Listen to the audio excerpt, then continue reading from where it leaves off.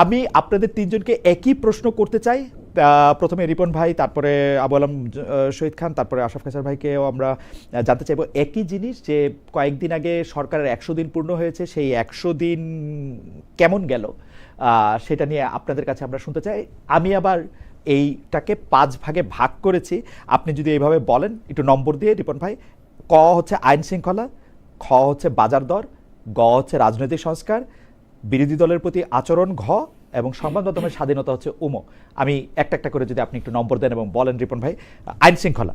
ধন্যবাদ আপনাকে। প্রথমে যদি আপনি সরকার 100 দিন যদি মানে পর্যালোচনা করতে চান, আমি যেটা বলবো সেটা হচ্ছে যে আমরা কোন অবস্থায় 100 মানে অর্থাৎ আমাদের দলের নেতৃত্বাধীন সরকার এই যে 100 দিনটা পেলো, কোন প্রেক্ষাপটে পেলো, that is very very important. যেমন মনে করুন আপনার আমাদের একটা টোটাল মানে আইন শৃঙ্খলা পরিস্থিতি বলেন, পুলিশ বলেন, বিচার বিভাগ বলেন, সিভিল অ্যাডমিনিস্ট্রেশন বলেন, এমনকি মিডিয়া জগতের কথা যদি বলেন, কোনটা আসলে খুব ভালো অবস্থায় ছিল তা তো ছিল না। এই দেশের যদি আমি নিজে মিডিয়ার লোক হিসেবে মিডিয়ার কথা যদি বলি, এই দেশের মিডিয়া মানে কি আচরণ করেছে, যদিও যদিও অনেকে এটাকে গণমাধ্যম বলতে পছন্দ করে, আমি সবসময় বলতাম বাংলাদেশের মিডিয়া কখনোই গণমাধ্যম হয়ে উঠতে পারেনি। মানে মোস্ট অফ দ্য টাইম এরা গণমাধ্যম হওয়ার যে ভূমিকাটা যেটা থাকে, এই ভূমিকা পালন করতে পারেনি।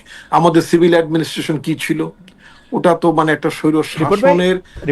রিপন ভাই, মানে প্রেক্ষাপটটা মোটামুটি আমরা জানি, আপনি কোন প্রেক্ষাপটের কথা বলছেন? মানে ডক্টর মোহাম্মদ ইউনূস সরকারের কাছ থেকে আপনারা যে ক্ষমতা নিয়েছেন সেটা, নাকি তারও আগে? না না না না, আমি তার আগের, মানে আমি তার ডক্টর মোহাম্মদ ইউনূসের আমলে কিছু ঠিক হয় নাই তাহলে? না, সেটা মানে উনি ঠিক করার জন্য অ্যাটেম্প নিয়েছিলেন, কিন্তু সেটা যদি খুব সফল হয়েছেন তা বলা যাবে না। তবে চেষ্টা তার ছিল, তার চেষ্টা ছিল।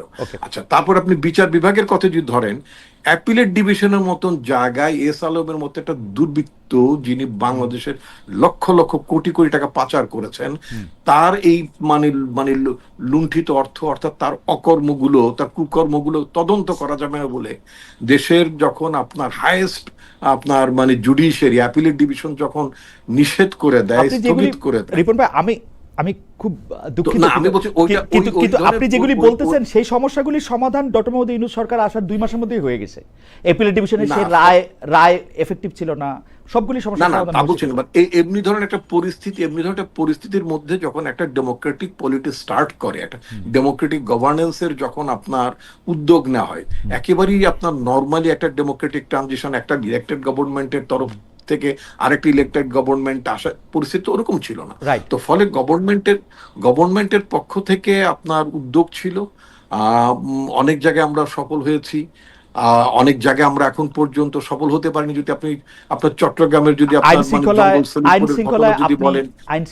আমি আসছি, আমি জঙ্গল সলিমপুরের ঘটনাটাই যদি বলি, যে মানে এটা একটা মানে চিন্তা করার মতো পরিস্থিতি না, যে আপনার কিছু দুষ্কৃতিকারী তারা আপনার বুলডোজার দিয়ে আপনার একটা আইন শৃঙ্খলা বাহিনীর, সেটা র্যাব হোক যেটা হোক না হোয়াট এভার, তার দেয়াল ভেঙে ফেলতে পারে। এটা তো মানে মানে অকল্পনীয় ব্যাপার, তাই না? আর পুলিশ যে ট্রমার মধ্যে আপনার ছিল, এই পুলিশের কাছ থেকে আপনি রাতারাতি পুলিশ খুব মানে রিপন ভাই, কতদিন পর্যন্ত এই কথা বলতে পারবেন? আর আজকে 3 মাস? না না, আমি তো কতদিন বলতে পারবো সেটা আমি বলছি না, তবে এটা খুবই মানে কষ্টসাধ্য কাজ, এটা ওভারকাম করতে হচ্ছে, চেষ্টা আছে। এবং আমরা আশা মানে আপনি আমাদের প্রধানমন্ত্রী একটা 6 মাসের কথা এমনি বলেছেন, তাই না? 180 ডেজ। ঠিক আছে, আরো 3 মাস ওয়েট করবো না। এখন আইন শৃঙ্খলাতে কত দিবেন? আইন শৃঙ্খলা আমি তো বললাম, আপনি যে বাহিনী আমি উত্তরাধিকারী সূত্রে পেয়েছি, এই বাহিনীর পোশাক বদলেছে বটে, কিন্তু এই বাহিনীর সক্ষমতা, এই বাহিনীর আপনার মানে আচরণ মেজাজ, এগুলো তো মানে পোশাকের মতো পরিবর্তন হয়নি, এটা তো সত্য কথা। হয়েছে তো রিপন ভাই, আমরা শুনলাম যে ওই যে উনি ছোটবেলা থেকে জাতীয়তাবাদী ছিলেন, বাংলাদেশের মানে 2-3 জন বড় পুলিশ অফিসার একজন বললেন ছোটবেলা থেকে জাতীয়তাবাদী ছিলেন। আমি যদি বলি, হ্যাঁ, আপনার আমাদের রাষ্ট্রে হ্যাঁ। এরকম জাতীয়তাবাদী বলেন, আপনার বামপন্থী বলেন, ছাত্র জীবনে রাজনীতি করার লোক, ইভেন যদি আপনি আমাদের দেশের একসময় প্রধান বিচারপতি ছিলেন জাস্টিস হাবিবুর রহমান শেলী, তিনিও আপনার মানে ঢাকা বিশ্ব এসএম হলের ভিপি ছিলেন। আপনি যদি আমি বলে অর্থমন্ত্রী মানে আবুল মাল মুহিত, তিনি ছাত্র জীবনে এসএম হলের মানে আপনার ওখানে নির্বাচিত, প্রবাবলি উনি জেনারেল সেক্রেটারি ছিলেন ছাত্র সংসদে। এই সমস্ত মেধাবী লোকেরা তো তারা মানে ছাত্র জীবনে রাজনীতি করেছেন। কিন্তু এরকম করে বলেন এরকম দেখি নাই। জাস্টিস হাবিবুর রহমান কোনোদিন বলছেন যে আমি ছাত্রলীগ করছি, বিএনপি করছি, এরকম শুনি নাই জীবনে। না না না, মানে এটা মানে কর্মজীবনে যাওয়ার পরে আমি আই মার্চে তারা কর্মজীবনে আসেন পোশাক করে বলতেছেন যে জিয়ার আদর্শে অনুপ্রাণিত তিনি।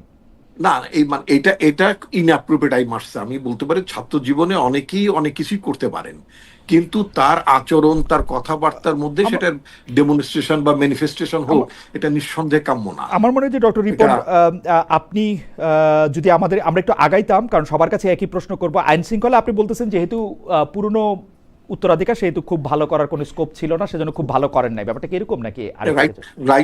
রাইট। বাজার দর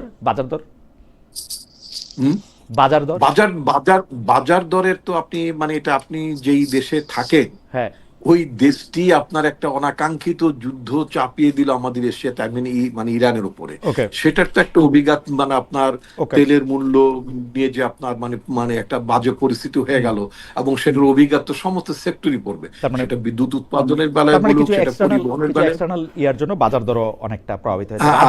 রাজনৈতিক সংস্কার, যেটা আমরা বলেছিলাম যে ক্ষমতার ভারসাম্য এবং রাজনৈতিক আমি আরেকটু বড় করে বলি যে প্রশাসক নিয়োগ বা অন্যান্য ক্ষেত্রে আমরা আমাদের নিজেদের লোক নিয়োগ দিব না। আমার অসুবিধা নাই, আমার সব পছন্দের লোকজন নিয়োগ পেয়েছে, প্রশাসক ভালো ভালো লোক নিয়োগ পেয়েছে, আমি খুশি। কিন্তু এটা তো বিএনপির ম্যানিফেস্টোতে ছিল যে বিএনপি এটা করবে না। সমস্যাটা হচ্ছে কি, মানে এই যে আমি প্রবাবলি আপনি বিশ্ববিদ্যালয়ে মানে বিশ্ববিদ্যালয়ে, সিটি কর্পোরেশনে, জেলা পরিষদে হয়তো এইভাবে বলবেন, শুধু আমার পছন্দের রিপন ভাই ছাড়া সবাই সব জায়গায় নিয়োগ পেয়েছেন। না, I am very much happy and comfortable. এবং মানে আল্লাহর কাছে শুকরিয়া। রাজনৈতিক সংস্কার কেমন দেখতেছেন? জোকস অ্যাপার্ট, রাজনৈতিক সংস্কার কেমন দেখতেছেন? ভালো, মানে আওয়ামী লীগের থেকে ডিফারেন্ট? রাজনৈতিক সংস্কার বলতে যেটা প্রফেসর মোহাম্মদ ইউনূসের গভর্নমেন্টের সময় যে সংস্কারগুলো উদ্যোগ ছিল, সেগুলো তো হয়েছে, সেগুলো আমরা বাকিগুলো আমরা কিছু ক্যারি করছি, কিছু আমাদের প্রতিশ্রুতি আছে, সেগুলো আমরা মানে আইন সংস্কারের মধ্য দিয়ে মানে সংশোধনের মধ্য দিয়ে আমরা বাকিগুলো আমরা নিঃসন্দেহ করতে পারবো, যেটা জনগণের কাছে আমাদের প্রতিশ্রুতি দেয়া আছে, যেটা আমাদের পার্টির ইলেকট্রাল ম্যানিফেস্টোতে আছে, সেটা বাইরে যাওয়ার তো আমাদের কোনো সুযোগ নেই। সেটা আপনারা করবেন, মানে আইন শৃঙ্খলা হচ্ছে যেহেতু অতীতে খারাপ ছিল, এখন খুব বেশি ভালো করার জন্য খুব ভালো সময় আসে নাই। বাজার দর হচ্ছে এক্সটার্নাল ইয়ার জন্য, রাজনৈতিক সংস্কার হচ্ছে আপনারা ভবিষ্যতে করবেন, ফাইন। বিরোধী দলের প্রতি আচরণ, বিরোধী দল বলতে আমি তো এখন যেটা দেখছি সেটা হচ্ছে যে আপনার মানে সংসদের বিরোধী দলের কথাই যদি বলি, জামাত, এনসিপি, হ্যাঁ, মানে আমি যেটা বলবো সেটা তো মানে আমি তো আই মাস্ট সে বিএনপি মোটামুটি তার বাউন্ডারির বাইরে যেও খুব লিবারেল অ্যাটিটিউড দেখাচ্ছে। বাউন্ডারির বাইরে গিয়ে লিবারেল অ্যাটিটিউডটা কেমন রিপন ভাই? বাউন্ডারির বাইরে যেমন ধরেন হ্যাঁ, যেমন মনে করেন আপনার সংসদে একটা রিপ্রেজেন্টেশন আছে বিভিন্ন দলের, আমরা বলতে পারতাম, যেহেতু তারা বিভিন্ন সংখ্যানুপাতের কথা বলেন বারবার, যে সংখ্যানুপাতে এটা হতে হবে, সংখ্যানুপাতে ওটা হতে হবে, কিন্তু যখন আমরা সংবিধান সংস্কার বিষয় আসুক, অথবা মানে আপনার জ্বালানি সংক্রান্ত যে সংকটগুলো আসুক, সেগুলো মোকাবেলা করার জন্য যখন আপনার বিরোধী দলের পক্ষ থেকে সমসংখ্যক সদস্য নিয়ে যখন আমরা মানে কমিটি গঠন করে মানে একটা এনগেজমেন্টের মধ্যে যখন যেতে চাই, এটা তো বাংলাদেশে আপনার বিরোধী দলের অংশগ্রহণ যদি বাউন্ডারির বাইরে গেলে আর এমনি ওই যে অন্য নেতাদের আক্রমণ করা, ওইটা একটু বাউন্ডারির বাইরে মনে হয়। যে ধরেন নেতাদের প্রতি কি কোনো আক্রমণ হচ্ছে কি, মানে যদি বলেন আমার তো জানা মতে কোন নেতাদের? আমি তো এনসিপির একজন নেতাকে আক্রান্ত হতে দেখলাম। এনসিপির একজন নেতাকে আক্রান্ত হতে দেখলেন? এটা বাংলাদেশের, এটা আপনি যদি মানে ট্রাম্পের কথা বলেন, এটা যদি আপনি ফ্রান্সের যদি আপনি ওদের প্রেসিডেন্টের কথা যদি আপনি বলেন, এই ডিম মারামারির কালচারটা মানে এক পাশ্চাত্য সংস্কৃতি থেকে আমি দেখছি রিসেন্টলি বাংলাদেশে এটা খুব মানে একটা প্রভাব ফেলছে। সুতরাং এটা আক্রমণ না, এটা একটা ডিম সংস্কৃতি, একটা ডিম সংস্কৃতি বাংলাদেশে প্রভাব ফেলছে আমার কাছে মনে হলো। সংবাদ মাধ্যমের স্বাধীনতা, রিপন ভাই, আমরা আসলে আপনার কথা শুনতে ভালো লাগে বলে অনেকটা সময় হয়ে গেল। সংবাদ মাধ্যমের স্বাধীনতা। না না, আপনি যেভাবে আমাকে শিক্ষকের মতো প্রশ্ন করছেন, আমি ছাত্রের মতো উত্তর দিয়ে যাচ্ছি, but I am feeling really. না না রিপন ভাই, খুবই ভালো, খুবই এরকম বললে তো আসলে না, ক্ষমা চাওয়া ছাড়া উপায় থাকে না। আপনি জাস্ট একটু বলেন সংবাদ মাধ্যমের স্বাধীনতা। আপনি আমার, আমি কিন্তু জি গুরুজন, না না, আমি কিন্তু এনজয় করছি বিষয়টা। জি সংবাদপত্রের স্বাধীনতার কথা যদি আপনি বলেন, সংবাদপত্রের স্বাধীনতার কোনো হস্তক্ষেপ আদৌ নেই। বাংলাদেশের সংবাদপত্র দীর্ঘ কয়েক দশক ধরে যে আপনার যে পরাধীনতার মধ্যে ছিল, ওই জায়গাটা থেকে মালিক পক্ষ এবং সাংবাদিক যারা আছেন তাদেরকে বেরিয়ে আসার জন্য নিজেদের মনস্তত্ত্বের একটা পরিবর্তন ছোট জিনিস করা আপনি জরুরি। আপনি বলছেন, একটা ছোট জিনিস জিজ্ঞেস করি যে আপনাদের নেতাদের যে অনেক গুণ এখন সংবাদ মাধ্যমে দেখতে পাচ্ছি, এই গুণগুলি কি নতুন আবিষ্কার করা হয়েছে? এই গুণগুলি তো আগেও ছিল মনে হয়, এরকম তো দেখি নাই পত্রপত্রিকায় এর এটা আগে। এখন এখন পত্র পত্রিকার মিডিয়ার আপনার কিভাবে প্রেজেন্টেশনটা করবেন, এটা তো তার সম্পাদকীয় নীতি বা তার ওকে মানে সম্পাদকীয় সিদ্ধান্ত। ওকে ওকে, আমার মনে যে রিপন ভাই মোটামুটি সবগুলির উত্তরই দিয়েছেন। আমি একটু জনাব আবু আলম মোহাম্মদ শহীদ খানের কাছে যেতে চাই। শহীদ ভাই, আপনি খুব প্রিসাইজলি কথা বলেন, সেজন্য আমি একটু খুব দ্রুত বলি। আইন শৃঙ্খলা, আইন শৃঙ্খলার উন্নতি হয়েছে এটা আমার মনে হয়, কেন মানে যাই অবস্থা থাকুক, ট্রমা বলেন, পুলিশকে নেতৃত্ব দেওয়া বলেন, একসময় যে একেবারে 18 মাসের মবের মুল্লুক ছিল, সেই মবের মুল্লুকটা এখন অনেক কমে গেছে, 95% নিয়ন্ত্রণে। আচ্ছা আপনি যদি একজন রাজনৈতিক নেতার উপরে ডিম মারা এটাকে মব বলেন, তাহলে ওইটুকু মব আছে এখনো, সেটাও কন্ট্রোল করতে হবে, সেটা ঠিক হয়নি। তো ওই অর্থে আইন শৃঙ্খলা পরিস্থিতি হয়তো আমরা আরো বেটার দেখবো সামনে। আপনি যেভাবে দেখছিলেন যে আইন শৃঙ্খলার পোশাক পরা লোকজন কিভাবে হঠাৎ করে বক্তব্য দিয়ে যাচ্ছে, সেটার ব্যাপারে বলতে পারেন যে একটু ইমোশনাল ছিলেন ভদ্রলোক, ইমোশন থেকে অনেক কথা বলে ফেলেছেন, বাট এটা বলাটা উচিত হয়নি। এটা তার সার্ভিস রুলস বা তার যে ট্রেনিং সেটা তাকে অ্যালাউ করে না। সেই সময় তাকে কেউ থামাতে পারতো, কিন্তু আমাদের দেশে সমস্যাটা হচ্ছে যে আমরা তো লোককে থামাতে পারি না, বা থামাতে জানি না, বা থামাতে ইচ্ছা করে না। তো সেই সব জায়গায় কিছু ত্রুটি বিচ্যুতি তো আছেই। সেকেন্ড, বাজার দর, বাজার দর তো নিয়ন্ত্রণে নাই, এবং বাজার দরের ব্যাপারে রিপন ভাই যেটা বলেছেন সেটা তো সত্য, যে আমাদের উপরে যে একটা ডলার সংকট প্লাস যে বিশ্বে একটা যুদ্ধ সিচুয়েশন, সেই কারণে যে আপনার জ্বালানি তেলের মূল্য বৃদ্ধি করতে হয়েছে, এবং এখন আপনার বিদ্যুতের মূল্য বৃদ্ধি করা হচ্ছে, এবং এইভাবে বাজার দরটা নিয়ন্ত্রণে থাকবে না। সো বাজার দরটা নিয়ে আমাদেরকে হয়তো 6 মাস আরো অপেক্ষা করতে হবে, যে 6 মাস পরে হয়তো বাজার দরে কিছুটা পরিবর্তন আমরা দেখবো। বাট বাজার দরে কিন্তু অবস্থা খুব খারাপ, এবং বাজার দরে তেমন কোনো উন্নতি হয়নি, বরঞ্চ বাজার দর বেড়ে গিয়েছে, এবং সাধারণ মানুষ যারা লক্ষ কোটি নিরন্ন মানুষ যাদেরকে বলি আমরা খেটে খাওয়া মানুষ, তারা কিন্তু খুব কষ্টে আছে।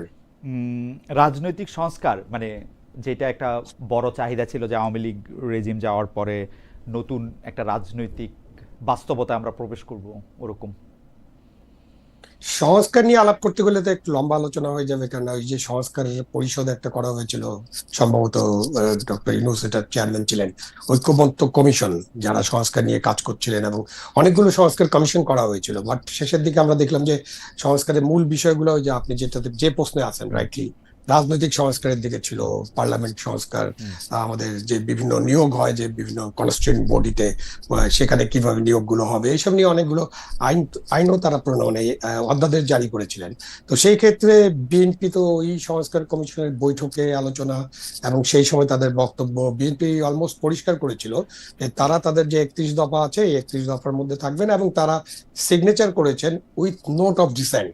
সুতরাং এখন যে সংস্কারটা হবে, যদি সংস্কার কিছু হয়, সেটা বিএনপি তার নোট অফ ডিসেন্ট দেওয়া আছে যেগুলোর ব্যাপারে, সেগুলোর ব্যাপারে হয়তো আরো আলোচনা করতে পারে, বাট ওটার বাইরে তারা সংস্কারে খুব একটা যাবে না। সেই কারণে আমরা কয়েকটা ইস্যুতে দেখছি যে বিভেদ সৃষ্টি হয়েছে। আমি আপনার মানে নোট অফ ডিসেন্ট আছে, সংস্কারের ব্যাপারে অনেক প্রশ্ন আছে, কিন্তু খোদ 31 দফায় যে আছে, আমি যদি 31 দফাটাকেই সামনে রাখি, আমার তো এইভাবে স্থানীয় সরকারগুলিতে বা শিক্ষা প্রতিষ্ঠানগুলিতে দলীয়করণ দেখার কথা ছিল না। আমার হচ্ছে সর্বোচ্চ সরকারের পদে আমি ভারসাম্য দেখতে চেয়েছিলাম, সেগুলির তো কোনো লক্ষণ নাই। মানে সংস্কার না, ইয়েস, আমি আপনার এই প্রশ্নের উত্তর দিচ্ছি যে আপনি কেন দেখতে পাচ্ছেন না, বিকজ ডক্টর ইউনূস গভর্নমেন্ট যে হুট করে সমস্ত স্থানীয় সরকার ব্যবস্থা বিলোপ করে দিল, মানে এটা আইনের মধ্যে ছিল না। আইনের মধ্যে যে পদক্ষেপগুলো ছিল, একটা আইন তো ছিল স্থানীয় সরকার পরিষদ আইন, এবং হুম, আইন অনুযায়ী আপনি অগ্রসর হতে পারতেন। হুম, কিন্তু আপনি একদিনে এক নোটিশে সমস্ত স্থানীয় সরকার পরিষদ হুম, ভেঙে দিয়েছেন। এখন হুম। তো একটা গ্যাপ হয়ে আছে। এখানে আমলারা দায়িত্ব পালন করছিল, এখন একটা রাজনৈতিক সরকার আসছে। তো রাজনৈতিক সরকার এখন আমলাদের চাইতে তারা তাদের কিছু লোকজন যাদেরকে পছন্দ করছেন তাদেরকে তারা নিয়োগ করছেন, এবং আইনের মধ্যে কিন্তু এই নিয়োগে কোনো বাধা নেই। তো এইটা বলতে গেলে তো ডক্টর ইউনূস গভর্নমেন্ট যে কাজটা করেছে ওই কাজটা এখন কন্টিনিউ হচ্ছে। এখন এখানে যেটা হতে পারে সেটা হলো স্থানীয় সরকারের নির্বাচনটা খুব দ্রুত করে ফেলা, যাতে তারা নির্বাচনটা করে হুম। ফেলতে পারেন এবং নির্বাচনের মধ্যে দিয়ে স্থানীয় সরকারের পর্যায়ে সমস্ত নির্বাচিত প্রতিনিধি তার দায়িত্ব পালন করবেন। সেটা করা দরকার ওকে, দ্রুত। আপনি ঠিক। অ্যাবসলিউটলি। ইয়েস। বিরোধী দলের বা বিরোধী মতের প্রতি আচরণ আপনি কিরকম দেখেন?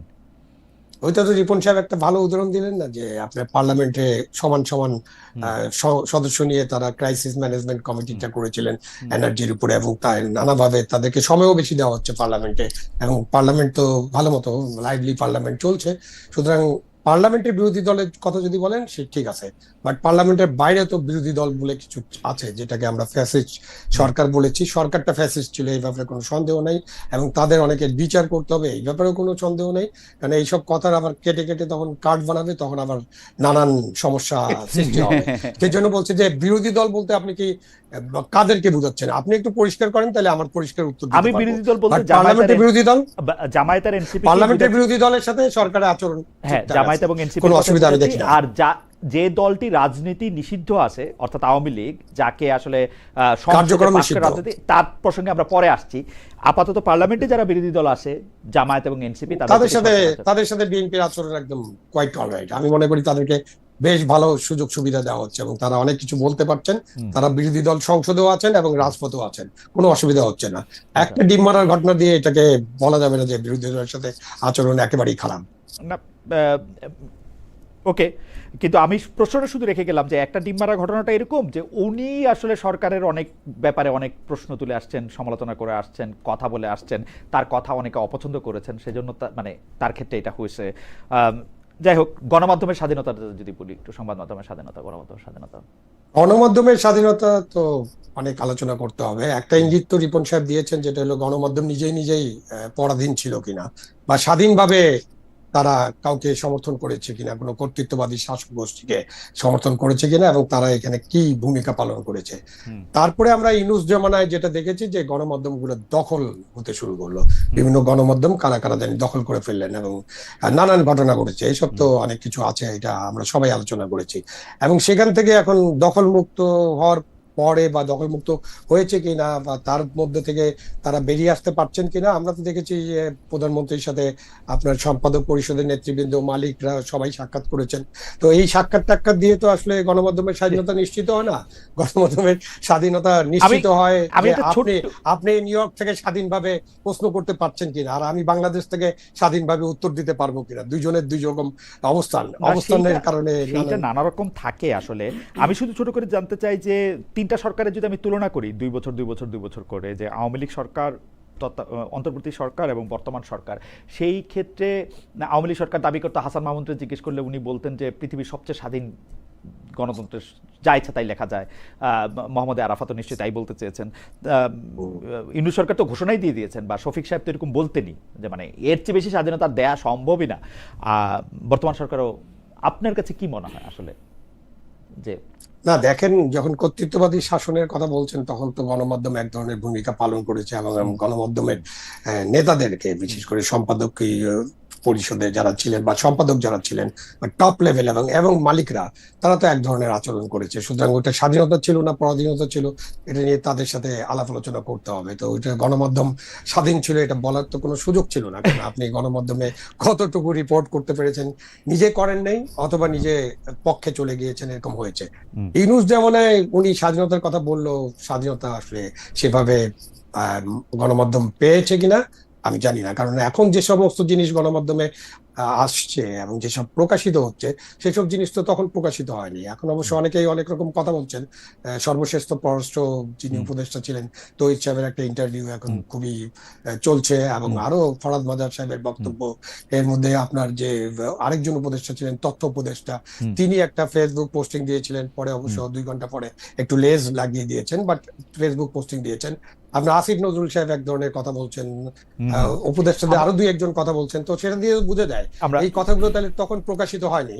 এবং বাণিজ্য চুক্তি নিয়ে তখন কোনো কিছুই গণমাধ্যমে প্রকাশিত হলো না, রাইট। বাট ইলেকশনের পরে প্রকাশিত হয়েছে। তো এখন প্রকাশিত হচ্ছে, তার মানে ধরে নেওয়া যায় যে এখন প্রকাশ করার সুযোগ আছে। এবং এই প্রকাশটা কতদিন চলবে, বা আমরা তো এখন পর্যন্ত গণমাধ্যমে সরকারের খুব বড় সমালোচনা দেখছি না এখন পর্যন্ত। আপনি একটু আগে একটা ইঙ্গিতপূর্ণ কোশ্চেন করছিলেন না রিপন ভাইকে, রিপন ভাই খুব হাসি মুখে এটার উত্তর দিলেন যে এখন অনেক গুণের খবর আমরা পাচ্ছি, আগে কেন পেলাম না। তাই এরকম হয়, গণমাধ্যম এইভাবেই এই দেশে চলছে। বাট আমরা এরকম গণমাধ্যম বোধহয় প্রত্যাশা করি না, সেটা আমি বলতে পারি যে আহ, মানুষ যেটা গণমাধ্যম, গণমানুষের মাধ্যম এরকম ভাবে চলবে, এটা বোধহয় ঠিক মতো চলছে না। গত 30, 40, 50 বছর যাই বলেন, চলছে না ঠিক মতো। জনাব আবু আলম মোহাম্মদ শহীদ খান, আপনাকে অনেক ধন্যবাদ। আমি জনাব আশরাফ কায়সারের কাছে এখন আসি। জনাব আশরাফ কায়সার, কয়েকটি বিষয়, আইন শৃঙ্খলা। দেখুন, আমরা অন্তর্বর্তী সরকারের সময় আইন শৃঙ্খলার যে চরম অবনতি দেখেছিলাম, মব ভায়োলেন্স দেখেছিলাম, এবং তার ঠিক আগে আগে আওয়ামী লীগের যে ফ্যাসিবাদী শাসন, সেই তুলনায় বাংলাদেশে গত 3 মাসে বিএনপি সরকারের সময় আমি বলবো যে আইন শৃঙ্খলার দারুণ উন্নতি হয়েছে।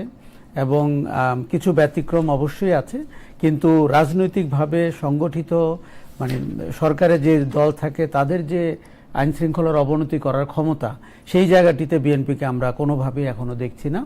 এমনকি বিএনপি নির্বাচনের আগে যে সমস্ত সমালোচনার মুখে পড়েছিল, চাঁদাবাজি, টেন্ডারবাজি, দখলবাজি, সেগুলোরও কিন্তু আমি 3 মাসের তথ্য উপাত্ত ঘেটে দেখব যে সেখানে কিন্তু আমরা ওই প্রবণতার প্রবল বিকাশ দেখতে পাচ্ছি না।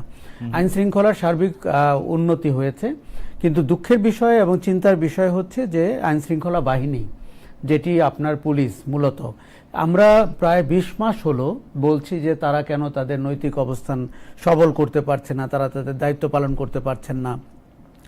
আমার ধারণা যে পুলিশ ফ্যাসিজমের সময় যেই রোলে গিয়েছিল আওয়ামী লীগ সরকারকে অবৈধভাবে নির্বাচিত রাখতে, সেই রোল থেকে পুলিশকে ফিরিয়ে আনা, এবং পুলিশের যে নৈতিক স্খলন হয়েছিল এবং গণহত্যার সাথে পুলিশ যেভাবে যুক্ত ছিল, গুম খুনের সাথে যেভাবে যুক্ত ছিল, সেখান থেকে পোশাক বদলের মতো একটি ঘটনা অন্তর্বর্তী সরকার ঘটিয়েছেন, কিন্তু পুলিশের যে ডিএনএ পরিবর্তন, সেটির অবস্থা কিন্তু আমরা ভালো দেখছি না। আচ্ছা ভাই, এখানে একটা কথা কি জানতে চাইতে পারি, যে এই কথাটা আমি প্রায়ই শুনি যে পুলিশের তো আসলে পোশাকটা পরিবর্তন হয়েছে, ডিএনএ পরিবর্তন, কিন্তু এরশাদ সাহেবের যে পুলিশ 9 বছর ধরে ছিল, আমরা তো দেখছি একটা গণতন্ত্রের সরকার আসার পরে বা এরশাদ সাহেব চলে যাওয়ার পরে তারা রাতারাতি ভালো হয়ে গেছে।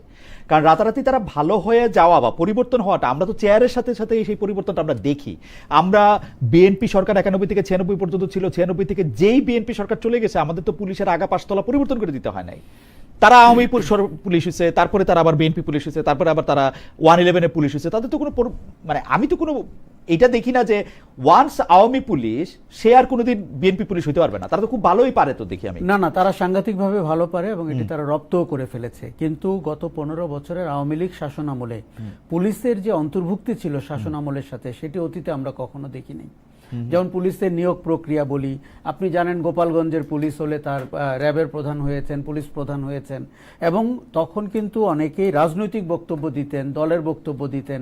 আজকে আপনার কানে যে খটকা লেগেছে যে ভদ্রলোক বিএনপির রাজনীতির প্রতি আনুগত্য, এটি তারই পরম্পরা, এবং এটি তিনি এখনো কন্টিনিউ করতে পারছেন। এটি দুঃখের, কারণ রাজনৈতিক সরকারের উচিত ছিল এটিকে বন্ধ করে দেওয়া এবং বলা যে আমরা দলীয় পুলিশ চাচ্ছি না। সেই ঘটনাটি এখনো ঘটছে না। আমাদের একটা দুর্ভাগ্য হচ্ছে যে সরকার মনে করে পুলিশ তার অন্তর্ভুক্ত হবে এবং সরকার মনে করে পুলিশ তার দলীয় কথা দু একটা বলবে, এটি খারাপ কি? কিন্তু এটি যে বাংলাদেশ রাষ্ট্রের জন্য খারাপ এবং জনগণের জন্য খারাপ, এই জায়গাটিতে আমরা এখনো উপনীত হতে পারিনি। আমি আমি আমি আমি অবশ্য এই ব্যাপারটা সবার কাছে একটু শুনি এবং আমার কাছে খুব খটকা লাগে। আমার কাছে মনে হয় যে আওয়ামী লীগ বা বিএনপি কোনোটাই তো কোনো এরকম কোনো আদর্শ না। পুলিশ যখন দেখেছে চাকরিতে যেটা তার সুবিধা হবে ওইটাই সে করতে থাকে। মানে আমার আমলা বন্ধুরা খুব সহজেই তারা রং পাল্টাইতে পারে। তারা বলে যে আমরা তো আসলে সরকারের চাকরি বা দলের চাকরি করি না। তো এটা তারা দল বদলাতে পারে। যাই হোক, এটা আরো কয়েকদিন পরে নিশ্চয়ই এটা বোঝা যাবে। বাজার দর নিয়ে যদি একটু কথা বলতেন। দেখুন, বাজার দরের একটা বড় কারণ হচ্ছে মধ্যপ্রাচ্যে যে যুদ্ধটা হয়েছে সেটি। এটিকে যদি আমরা না দেখতাম দৃশ্যপটে, তাহলে বাজার দর নিয়ে অতীতের সাথে তুলনা করে কথা বলা যেত।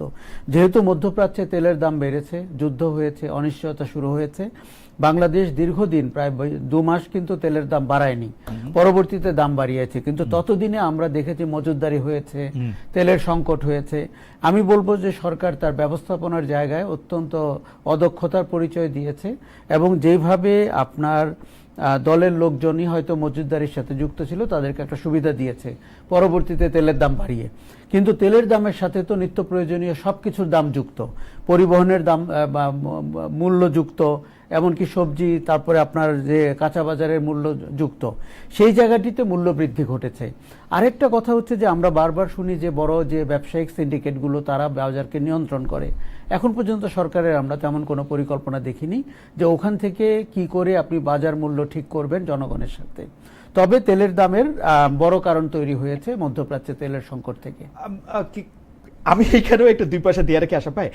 জিনিসটা হলো মধ্যপ্রাচ্যের যুদ্ধ, কিন্তু মধ্যপ্রাচ্যের যুদ্ধের আগে ইউক্রেনের যুদ্ধ ছিল, ইউক্রেনের যুদ্ধের আগে করোনা ছিল, করোনার আগে হচ্ছে যে আবারও মিডল ইস্টে একটা অন্যরকম টেনশন ছিল। এরকম আন্তর্জাতিক বাস্তবতার মধ্যে দিয়েই তো আমরা, তার আগে ঠান্ডা যুদ্ধ পর্যন্ত যদি যাই, আন্তর্জাতিক বাস্তবতার মধ্যে দিয়েই তো আমরা আছি। আসলে এইটা তো মানে অভ্যন্তরীণ বাজার কাঠামো, এটি অবশ্যই দুটি দিক আছে। একটি হচ্ছে যে আপনি আন্তর্জাতিক বাজারের সাথে সম্পর্কিত জায়গাগুলোতে আপনাকে অবশ্যই ওই বাজারের কথা ভাবতে হবে। দ্বিতীয় হচ্ছে আপনি অভ্যন্তরীণ বাজার ব্যবস্থাপনার জায়গায় ঠিক আছেন কিনা। আমাদের সমস্যা হচ্ছে আমাদের অভ্যন্তরীণ বাজার ব্যবস্থাপনা ঠিক নাই। সেখানে সিন্ডিকেট আছে, সেখানে আপনার মজুতদারি আছে, সেখানে আপনার যিনি উৎপাদক তিনি তার মূল্য পাচ্ছেন না, মধ্যস্বত্বভোগীরা মূল্য পাচ্ছেন, তার সাথে যুক্ত হয়ে যায় এই যদি আপনার আন্তর্জাতিক বাজারে কিছু ঘটে। এবং কিন্তু উল্টোটা কিন্তু আমরা দেখি না, আন্তর্জাতিক বাজারে যখন দাম কমে তখন কিন্তু আপনি বাজার মূল্যে দাম কম পান না। এই ইনহেরেন্ট দুর্বলতা কিন্তু আমাদের সবগুলো সরকারের সময় দেখা যায়। আসলে যেটি সমস্যা হচ্ছে যে একটি রাজনৈতিক সরকার আসলে তার মতাদর্শের লোকরা চলে আসে এবং তাদেরকে কিছু দেখভাল করার দায়িত্ব সরকারের উপরে পড়তে হয়। আপনি খুব ঠিকভাবে বলেছিলেন যে বিএনপি আওয়ামী লীগ তো আদর্শিক দল না, ওই দলগুলোর আদর্শের প্রতি উদ্বেলিত হয়ে কেউ কিছু করেছে আমি আজ পর্যন্ত দেখিনি। এগুলো হচ্ছে পাওয়া না পাওয়ার দল। যখন বিএনপি আসবে আমি বিএনপি হয়ে যাব, যখন আওয়ামী লীগ থাকবে আমি আওয়ামী লীগ হয়ে যাব, আমার কিছু স্বার্থ হাসিলের জন্য। এখনো তাই ঘটছে।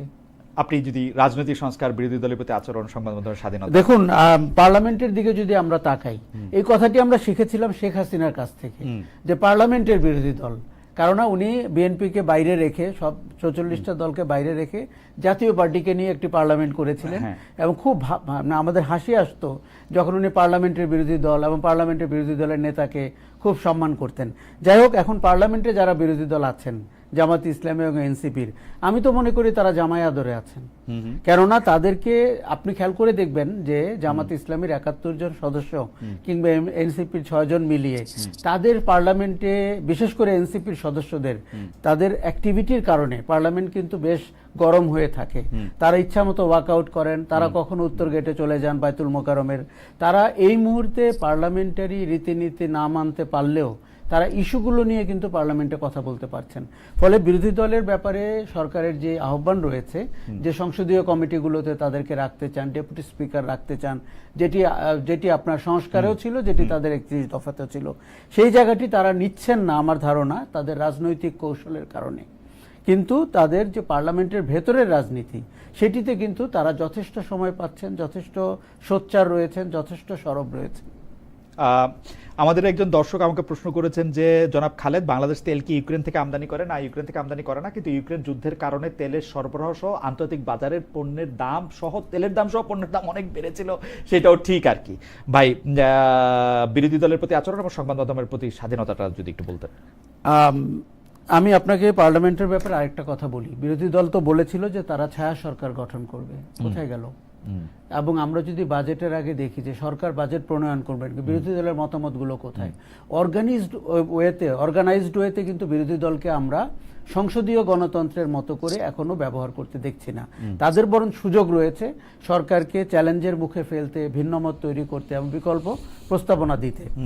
আপনি যদি গণমাধ্যমের স্বাধীনতার কথা বলেন, আমি আপনাকে বলি সেটা হচ্ছে যে আমরা আওয়ামী লীগ আমলে যেভাবে গণমাধ্যমকে ঝুঁকে পড়তে দেখেছিলাম, গণভবন কেন্দ্রিক সম্পাদক বৃন্দ এবং মালিকরা ঝুঁকে গেছিল, বর্তমান পরিস্থিতি কিন্তু আবার বিএনপির পক্ষে সেরকম তৈরি হয়েছে। এইখানে দেখুন, আপনি সবগুলো বড় প্রতিষ্ঠানেই বিএনপি পন্থী লোকদেরকে দায়িত্ব দেওয়া হয়েছে সম্পাদকের কিংবা সম্পাদনা পরিষদের। তাতে আপনি কি পাবেন? আওয়ামী লীগ কি পেয়েছিল এইসব দোলবাজ সম্পাদকদের কাছ থেকে? আওয়ামী লীগ পালিয়ে যাওয়ার কয়েক সেকেন্ডের মধ্যে হয়তো তারা, অথবা তার আগে পালিয়ে গেছে। কাজেই এটি যে সম্ভব না এবং এটি যে ভালো কোনো নিদর্শন না, আপনার কোনো উপকারে আসে না, সেটি বিএনপির বোঝার ব্যাপার রয়েছে। আরেকটা জিনিস, আমি এই যে সম্পাদক পরিষদ এবং নোয়াবকে দেখছি 3 মাস 2 মাস পর পর প্রধানমন্ত্রীর সাথে দেখা করেন। দেখুন, এটি সৌজন্য বৈঠক হিসাবে খারাপ না, কিন্তু আপনার সাবজেক্টের সাথে 2 মাস পর পর আপনি দেখা করলে কি করে হবে? তাহলে তো আপনি সাংবাদিকতাটি করতে পারবেন না। কাজেই আমি এটিও সতর্ক করছি, মানে এক ধরনের সৌজন্য সম্পর্ক থাকা ভালো, কিন্তু আপনি যেন ভুলে না যান যে আপনার রাজনীতি, আপনার প্রধানমন্ত্রী, সরকার আপনার অন্যতম প্রধান সাবজেক্ট। কাজেই গণমাধ্যমকে আমরা দেখেছি ইনহেরেন্টলি উইক হয়ে গেছে, ভেতর থেকে শক্তিহীন হয়ে গেছে। আশা ভাই আপনাকে ধন্যবাদ। রিপন ভাই, একজন দর্শক আমাকে প্রশ্ন করেছেন, এক প্রশ্ন অনেকবার করেছেন, খালেদ ভাই আপনি কি বিএনপির ভয়ে দেশে আসেন না? আমি জানি না মানে উনার কেন এটা মনে হলো, আমি আপনাকে কয়েকটা স্পেসিফিক আরো কয়েকটা প্রশ্ন করতে চাই। এই প্রশ্ন সবার জন্য, কিন্তু আপনাকে যে শুরু করতে এবার একটু দ্রুত বলবো। আমি জানি যে আপনি সাবেক পররাষ্ট্র উপদেষ্টা জনাব তৌহিদ হোসেনের সাক্ষাৎকারটি আপনি দেখেছেন, একটি টেলিভিশনে সেটি প্রচার হয়েছে এবং সেই সাক্ষাৎকারের মধ্যে তিনি এটি কিচেন ক্যাবিনেটের কথা বলেছেন। তিনি বলেছেন যে বাণিজ্য চুক্তি নিয়ে আসলে তার মন্ত্রণালয়ের সাথে কোনো রকম কোনো আলাপ আলোচনা করে না, একরকম অন্ধকার রাখা হয়েছে। আপনি জনাব মাহফুজ আলমের স্ট্যাটাসটি আপনি দেখেছেন, যেখানে আওয়ামী লীগ ফিরিয়ে আসার জন্য কি কি বিষয়ে দায়ী করে তিনি দেখেছেন, যে তিনি বলেছেন, ডক্টর আসিফ নজরুলও বলেছেন, আরেক উপদেষ্টা, যে তিনি এই বাণিজ্য চুক্তি সম্পর্কে কিছু জানতেন না। আপনি যদি সব কিছু মিলিয়ে একটা জবাব দিতেন, যেই বাণিজ্য চুক্তিটি সম্পর্কে উপদেষ্টারা এখন বলছেন যে তারা কিছু জানতেন না, সেই বাণিজ্য উপদেষ্টার যে মূল কারিগর জনাব খলিলুর রহমান, তিনি আপনাদের পররাষ্ট্রমন্ত্রী, এবং অনেকেই বলে থাকেন খলিলুর রহমানই আসলে জনাব তারেক রহমানকে প্রধানমন্ত্রী বানিয়েছেন। আপনার মন্তব্য একটু আমরা শুনতে চাই। খলিলুর রহমানকে যে নিত সে প্রধানমন্ত্রী হইতো, শফিক রহমান নিলে শফিক রহমান প্রধানমন্ত্রী, বা খলিলুর রহমান যাকে পছন্দ করতেন, হি ইজ দ্য কি পারসন।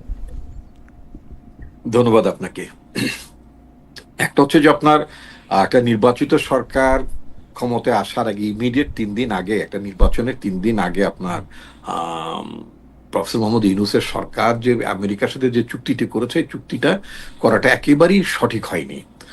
তাদের বলা উচিত ছিল, বলতে পারতেন যেটা নির্বাচিত সরকার ভেবেচিন্তে দেখবেন, সমস্ত ক্লজেস গুলো, প্রত্যেকটা পয়েন্টগুলো তারা খতিয়ে দেখবেন। এটা আমি ঠিক মানে আউটগোয়িং গভর্নমেন্ট, এটা আমার করার দায়িত্ব আমি করতে পারবো না। এটা করলে দেশের জন্য ভালো হতো, রাজনীতির জন্য ভালো হতো, বিএনপির জন্য ভালো হতো। বিএনপি তো আপনার ইনহেরেন্টলি একটা মানে বার্ডেন পেয়ে গেল, তাই না? এবং আপনি জানেন যে কিন্তু জনাব খলিলুর রহমান স্পষ্ট বলেছেন যে বিএনপির সাথে কথা হয়েছে। বিএনপি আমি জি আমি আমি অস্বীকার করা হয় না, বিএনপির সাথে এই ধরনের কোনো কথাবার্তা হয়নি। ইন্ডিভিজুয়ালি কারোর সাথে কথা হতে পারে, বাট অ্যাজ সাচ পার্টির সাথে কথা হয়েছে, মানে যিনি মানে দায়িত্বশীল ভাবে তিনি পার্টিকে কনভে করেছেন, অথবা পার্টি এটাকে আপনার এই মেসেজটা পার্টিতে পৌঁছেছেন বা এটাকে মানে আলোচনা করেছেন, আমার জানা মতে এই ধরনের কোনো কিছু হয়নি। ইন্ডিভিজুয়ালি কোনো কেন যে আপনার পার্টি থেকে বলতেছেন না কেন যে পররাষ্ট্রমন্ত্রী ঠিক কথা বলতেছেন না?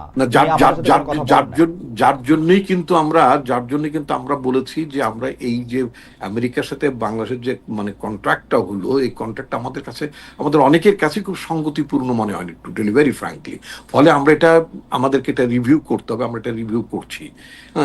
এতে কোনো সন্দেহ নেই, কারণ জনস্বার্থে আমাদের নেতা দলগত অবস্থান নাকি ডক্টর আসাদুজ্জামান রিপনের অবস্থান যে আপনার কাছে ওই চুক্তিটা খুব সঙ্গতিপূর্ণ মনে হয় না? মানে ওই যে আপনি বললেন যে আপনার বিএনপির সাথে কথা হয়েছে বলে আপনি যেরকম একটা অবলিক রেফারেন্সে বললেন, ওইভাবে আমি তো বিএনপির একজন কর্মীও বটে। আমি যেই ধারণাটা পোষণ করি, এই একই রকম ধারণা আমার ধারণা, যাদের সাথে আমি চলি, উঠি, বসি, আমি তো মানুষের পালসটা বোঝার চেষ্টা করি, যেটা আমি একজন রাজনৈতিক কর্মী। আমার কাছে মনে হয়েছে যে অধিকাংশ মানুষ, এবং অধিকাংশ মানুষের মধ্যে বিএনপিরও তো সেই 49% ভোট রয়েছে, এটা তো সত্য। সুতরাং মানুষ কিন্তু এটা মনে করেন যে ইউনূস সরকারের বিদায় লগ্নে এই যে চুক্তিটা হলো, এই চুক্তিটা একেবারেই সঠিক হয়নি। ওকে, তো আমাদের এই চুক্তি ডিটেইলে যাওয়ার কোনো সুযোগ ছিল না। এক, প্রফেসর মোহাম্মদ ইউনূসের সরকারের তৎকালীন যিনি ন্যাশনাল সিকিউরিটি অ্যাডভাইজার, তার সম্পর্কে তৌহিদ হোসেন সাহেব ইমিডিয়েট পাস্ট আপনার যিনি ফরেন অ্যাফেয়ার্স অ্যাডভাইজার, তিনি বলেছেন যে এই বিষয়গুলো তিনি জানতেন না, তার মন্ত্রণালয় জানতো না। এটা ভেরি মাচ আপনার তৎকালীন বাণিজ্য মন্ত্রণালয় বা বাণিজ্য উপদেষ্টা এবং ওরা দুজন মিলে করেছেন। তো যেখানে সরকারের মধ্যেই একটা সেকশন বা যারা জানার কথা, যারা এটাকে এতে তো আরো বেশি হ্যান্ডেল করার এতে কথা, আরো বেশি করে মনে হয়, এতে আরো বেশি করে মনে হয় তারাই জানেন না। যে তো এই সেখানে বিএনপি সেখানে আমাদের জানার কোনো কারণ নাই। আর আর আপনি যেটা বললেন, আমাদের দেশে তো অনেকে অনেক কিছু বলে যে অমুককে অমুক বানিয়েছে, অমুককে অমুক এনেছে করেছে, কত কিছু তো বলে। এটা বলতে তো আপনি আসলে ঠেকাতে পারবেন না। এই ধরনের মানে চর্ম মুখে মানুষ যদি বলে, তাই না, যে না, আমরা ওনাকে অমুক আমরা ঠেকাইতে পারবো না, কিন্তু আমরা তো একটু যোগ বিয়োগ করতে পারি। 2 যোগ 2 4, 2 3 দুগুণে নিশ্চয়ই। 6। খলিলুর রহমান সাহেব বাংলাদেশ জাতীয়তাবাদী দলের মতো 17 বছরের একটা সংগ্রাম করা দল, যেই দল কখনই কম্প্রোমাইজ করেনি, সেটা আপনার মানে রাতের ভোটের বেলায় বলেন অথবা পাতানো নির্বাচনের বলেন, কোনো ক্ষেত্রে তো বিএনপি কম্প্রোমাইজ করেনি। এমন একটি মানে দলের প্রতি তো মানুষের সমর্থন থাকারই তো কথা। এবং যখন একটা অবাধ নিরপেক্ষ নির্বাচন হয়, বাংলাদেশে কি আপনার অবাধ নির্বাচনের মধ্য দিয়ে বিএনপি কি আগেও সরকারে আসেনি? তখন কি কোনো আপনার খলিলুর রহমান ছিলেন যারা বলবেন যে সেই খলিলুর রহমান বেগম খালেদা জিয়াকে প্রধানমন্ত্রী বানিয়েছিলেন? নিশ্চয়ই না। আমি মনে করি জনগণের ভোটে জনগণের নেতা হিসেবে জনাব তারেক রহমানকেই জনগণ ভবিষ্যতে বাংলাদেশকে নেতৃত্ব দেওয়ার জন্য মানুষ বেছে নিয়েছে। আমি আরেকটু যদি বলতে চাই, তারেক রহমান যখন দেশে ফিরলেন তখন তিনি জনগণের সামনে একটা কথা বলেছিলেন যে এই দেশটাকে স্ট্রাকচার করার জন্য, এই দেশটাকে পুনর্গঠন করার জন্য, রিবিল্ড করার জন্য, সোজা কথা এই ফ্র্যাজিলিটি থেকে বাংলাদেশকে এক নতুন একটি মানে পথের দিকে নিয়ে যাওয়ার জন্য তিনি বলেছিলেন যে আই হ্যাভ এ প্ল্যান। পরপরই তিনি বলেছেন উই হ্যাভ এ প্ল্যান। বাংলাদেশের জনগণ এটা বিশ্বাস করতে পছন্দ করছে। আমি মনে করি, অনেকের সাথে আমি কথা বলি, তারা মনে করেন we have a prime minister like Tarique Rahman. Tarique রহমানের মতো আমাদের একজন প্রধানমন্ত্রী আছেন, তার ব্যক্তিগত বোধ, তার জীবনাচরণ, মানে তার মানে ওয়ে অফ লাইফ, এভরিথিং, মানে অ্যাজ প্রাইম মিনিস্টার আমরা যেটা খুব কাছ থেকে বাংলাদেশের জনগণ দেখতে পাচ্ছেন, তাতে করে তো জনগণ এরকম একজন তারেক রহমানের প্রতি তো মানুষের আস্থা রাখার কথা।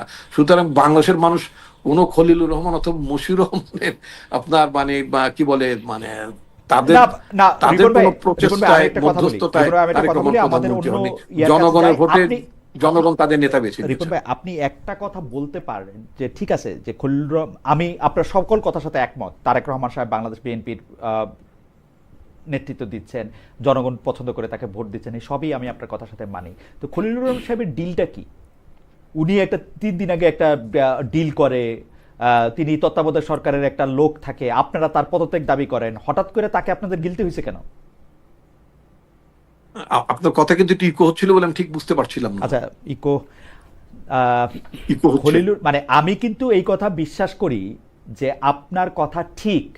জনাব তারেক রহমান বাংলাদেশের সবচেয়ে বেশি জনপ্রিয় দলের নেতা হিসাবেই সবচেয়ে বেশি ভোট পেয়ে, আসন পেয়ে নির্বাচিত হয়েছেন। কিন্তু খলিলুর রহমান সাহেবের ডিলটা কি?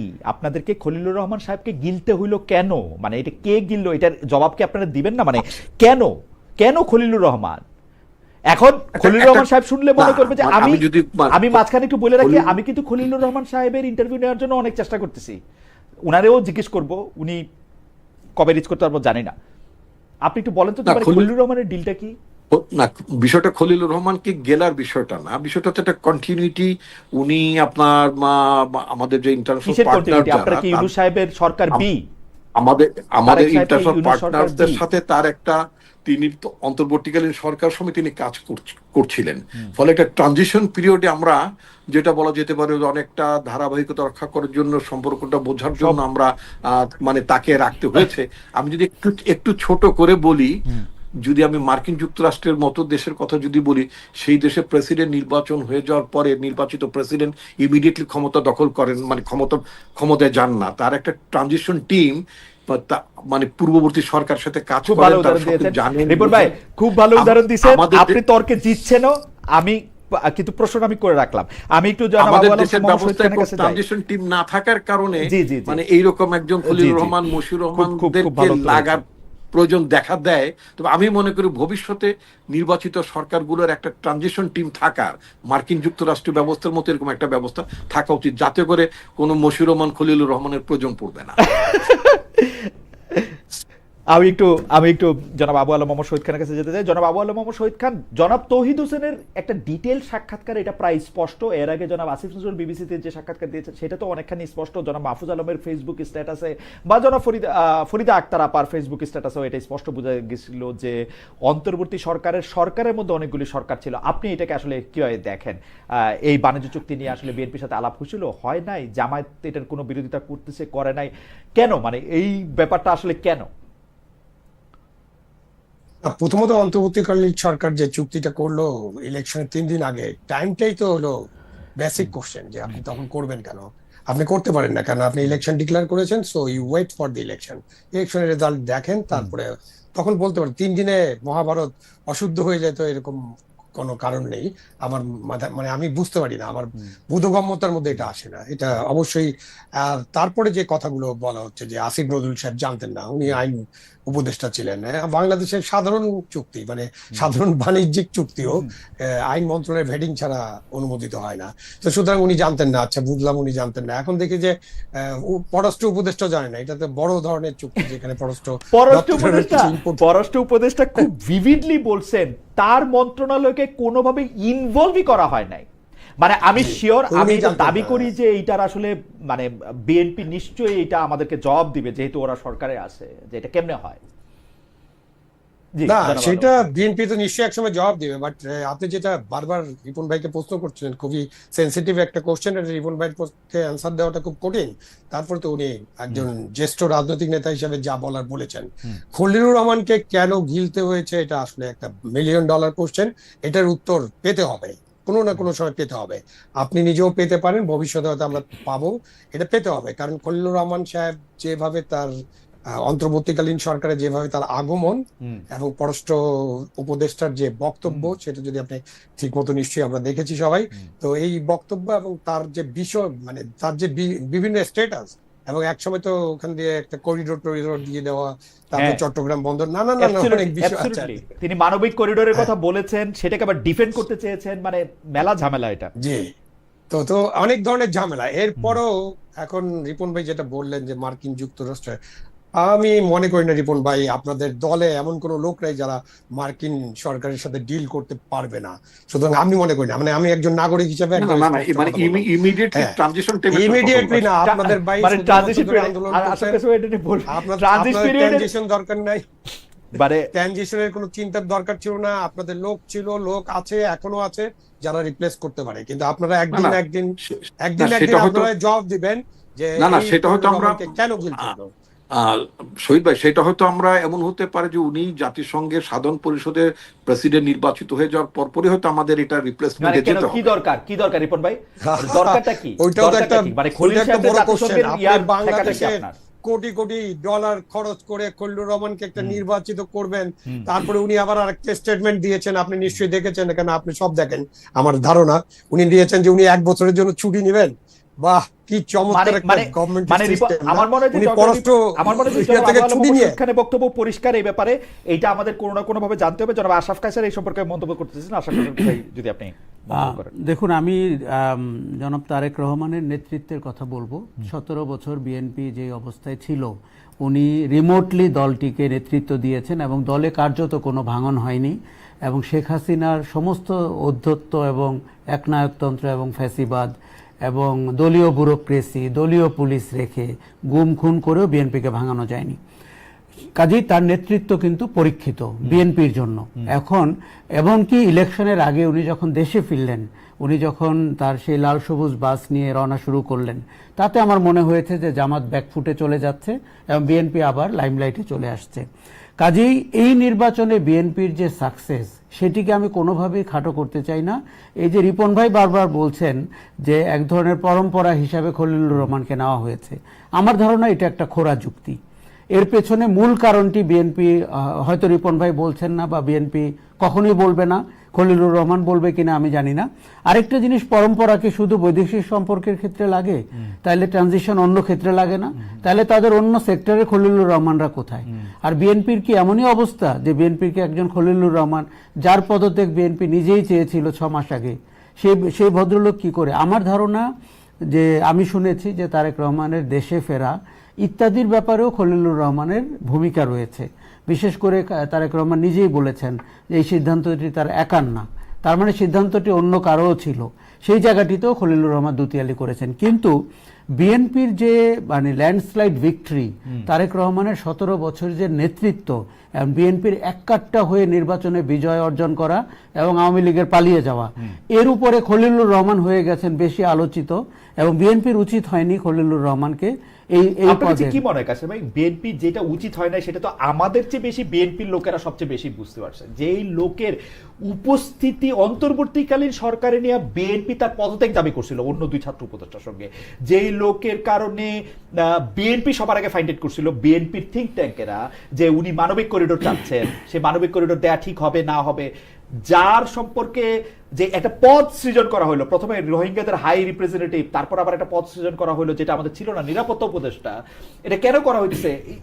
আপনার কাছে কি মনে হয় যে বিএনপির আসলে মানে মানে মানে একটা বল পার্ক ধারণা কি? আমার ধারণা মার্কিন যুক্তরাষ্ট্রের স্বার্থ হাসিল করার জন্য খলিলুর রহমানকে বাংলাদেশে অন্তর্বর্তী সরকারে অন্তর্ভুক্ত করা হয়েছিল এবং বর্তমান বিএনপি সরকারে অন্তর্ভুক্ত করা হয়েছে।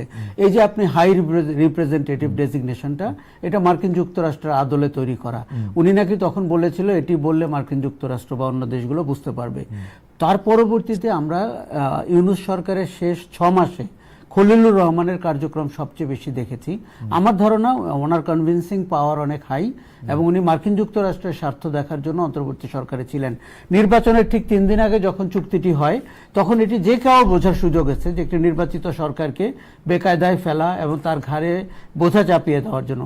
আচ্ছা, বিএনপি বা জামাতের সাথে আলাপ হয়েছে, এই প্রশ্নে আপনি বিএনপিকে কখনো কোনো উত্তর দিতে এই দেখেছেন? প্রথম আমি ডক্টর রিপনকে বলতে শুনলাম যে উনি এটা পছন্দ করতেছেন না, কিন্তু না, না। বিএনপির সব লোক এইটার ব্যাপারে চুপ নিশ্চুপ। এর খালেদের একটা কারণ হচ্ছে যে মার্কিন যুক্তরাষ্ট্র কিংবা ভারতের সাথে, ভারত একটু বিতর্কিত হয়ে গেছে, ভারতের সাথে সম্পর্ক না রেখে বাংলাদেশের রাষ্ট্র পরিচালনার যে জায়গাটি আমরা দেখতে চেয়েছি সেটি কিন্তু ঘটেনি।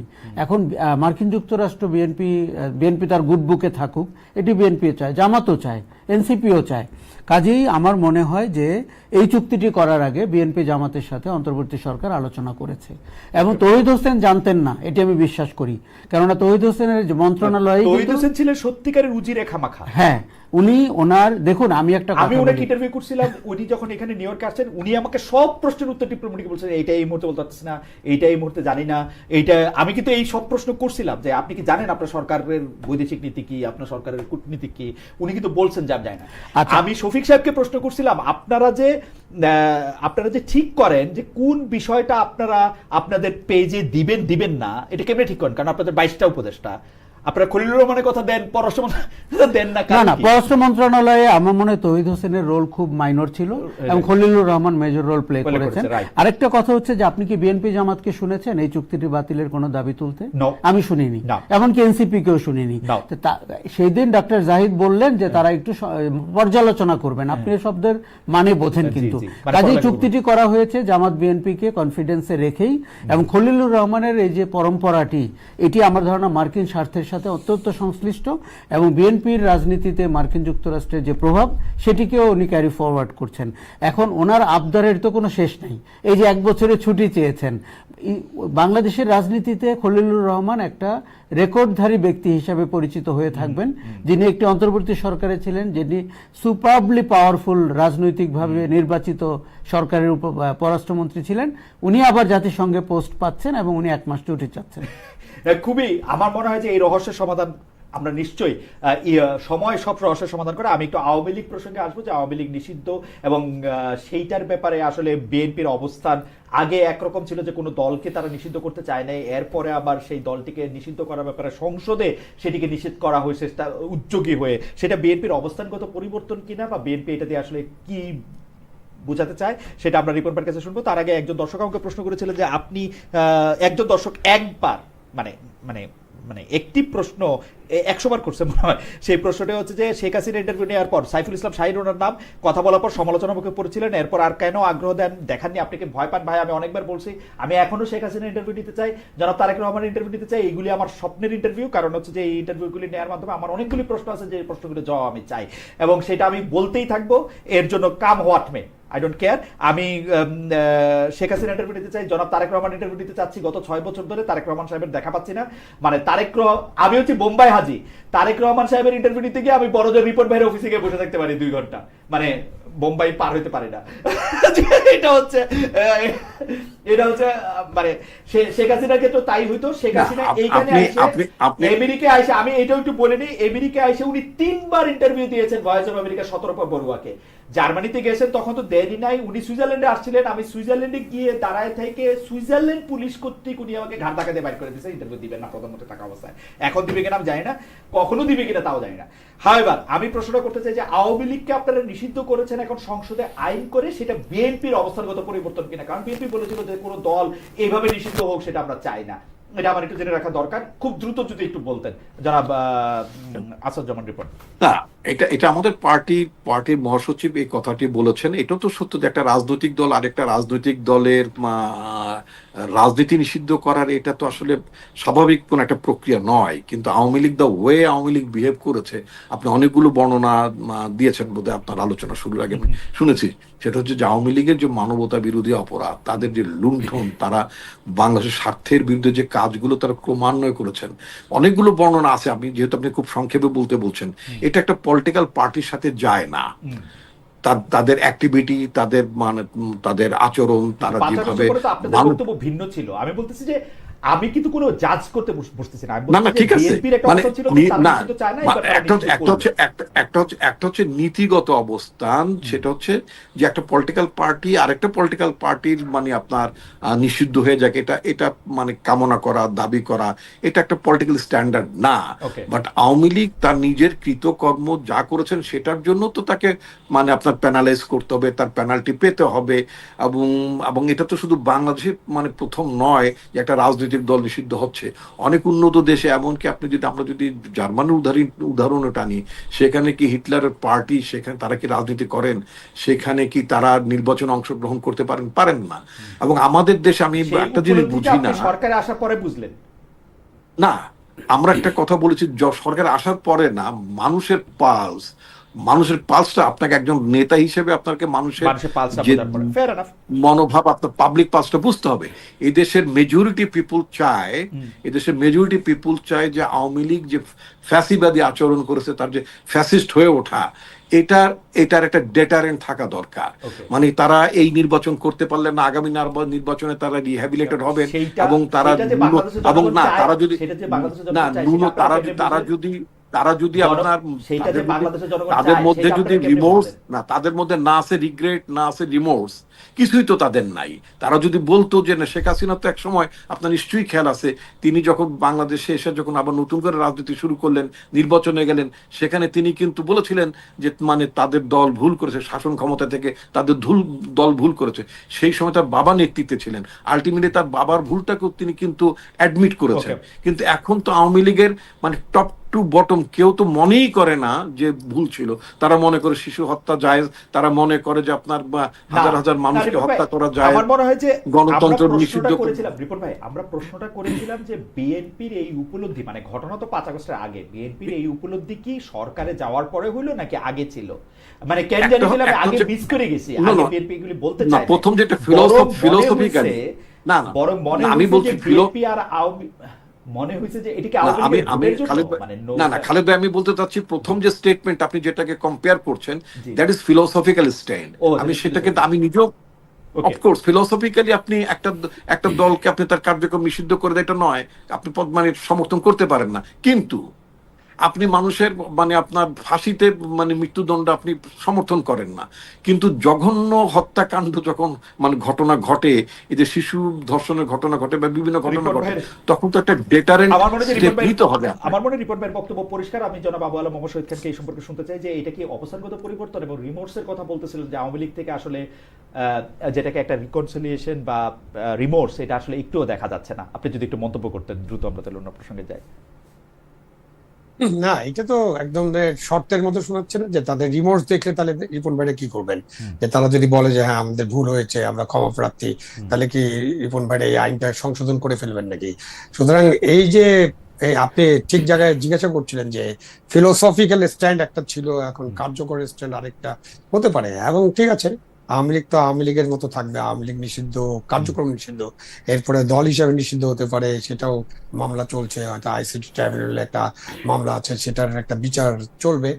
সব মিলিয়ে এটা একটা বড় নেগোসিয়েশনের বিষয়, যে আপনি দেশের কত সংখ্যক মানুষকে, কত পার্সেন্ট মানুষকে বাইরে রেখে আপনি দেশ পরিচালনা করবেন, এবং সেটা যদি করতে পারি তাহলে ভালো, তো এটা কোনো খারাপ কিছু না। কিন্তু আমরা করতে পারবো কিনা, আমার তো মনে হয় যে আওয়ামী লীগের যারা অপরাধী, যারা বিভিন্ন এই যে হত্যা বলি, গণহত্যা বলি, যেটাই বলি, এবং লুটপাট, ব্যাংক লুট, অনেক নানান অভিযোগ আছে, এবং এইসব অভিযোগে তো প্রত্যেকের বিচার হওয়া উচিত। এইসব অভিযোগ শুধু আওয়ামী লীগ না, যাদের বিরুদ্ধেই আছে তাদেরই বিচার হওয়া উচিত। কোনো ব্যবসায়ী যদি থাকে তাদেরও বিচার হতে হবে, তাই না? তো বিচারের জিনিসটা একটা আলাদা জিনিস, এবং আমিও ফিলোসফিক্যালি, মানে আপনার মতো রিপন ভাই, আমার স্ট্যান্ডটা হলো এরকম। ফিলোসফিক্যালি আমি মনে করি না যে কোনো রাজনৈতিক দলকে নিষিদ্ধ করে আখেরে কোনো লাভ হয়, এবং এটার কিন্তু প্রমাণও হচ্ছে বাংলাদেশে। আপনি যেমন হিটলারের কাছে চলে যান, আমি আমার জামাতের কাছে চলে যাই, যে জামাতকে নিষিদ্ধ করে কি লাভ হয়েছে বাংলাদেশে? জামাতকে তো পাকিস্তানেও নিষিদ্ধ করা হয়েছিল, কি লাভ হয়েছে পাকিস্তানে? সুতরাং এইগুলোতে চিন্তা ভাবনা করতে হবে, এগুলো অনেকটা বড় রাজনৈতিক তবে জামাত এবং আওয়ামী লীগের চরিত্র, বৈশিষ্ট্য, সাংগঠনিক সক্ষমতা এক না, কিন্তু এটা একটু বিবেচনা রাখবেন। অফকোর্স বিবেচনা রাখবো, কিন্তু ৭১-কে ভুলে বিবেচনা করি নিশ্চয়ই না। ওকে, ৭১-এ আপনাদের এই সংসদে একটা আইন পাস হয়েছে, জামুকা বিল, সেখানে কিন্তু জামাতের নাম আছে। কারা ছিল পাকিস্তানের সহযোগী শক্তি।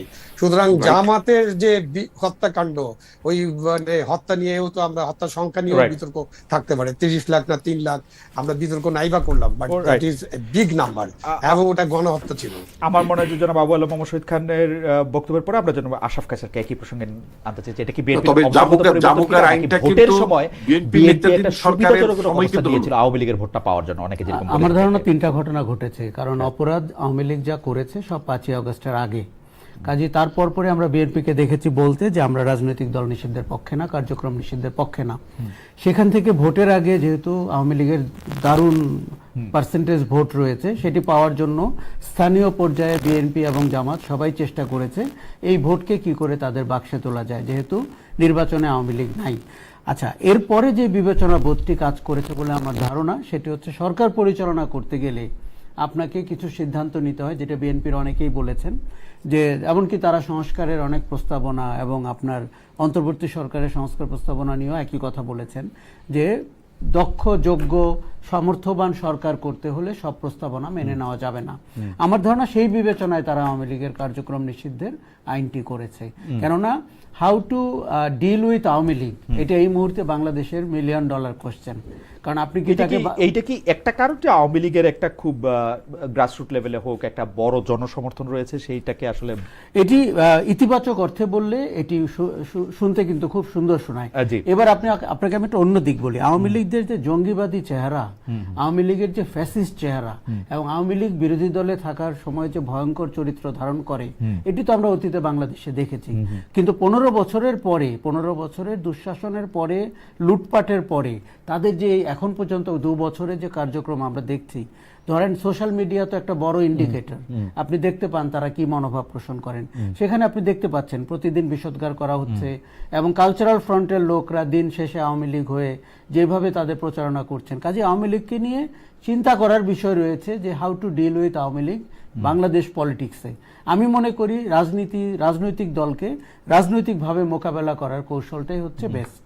ওকে, আমি এই এরপরে যে প্রসঙ্গে আসবো সেটি হচ্ছে হাম তার ব্যবস্থাপনা, কিন্তু আমি এই প্রসঙ্গটি জনাব আবু আলম মোহাম্মদ শহীদ খান আপনাকে দিয়ে শুরু করে তারপরে জনাব আশরাফ কাছারে গিয়ে রিপন ভাইয়ের কাছে আমরা সবার শেষে জানতে চাইবো।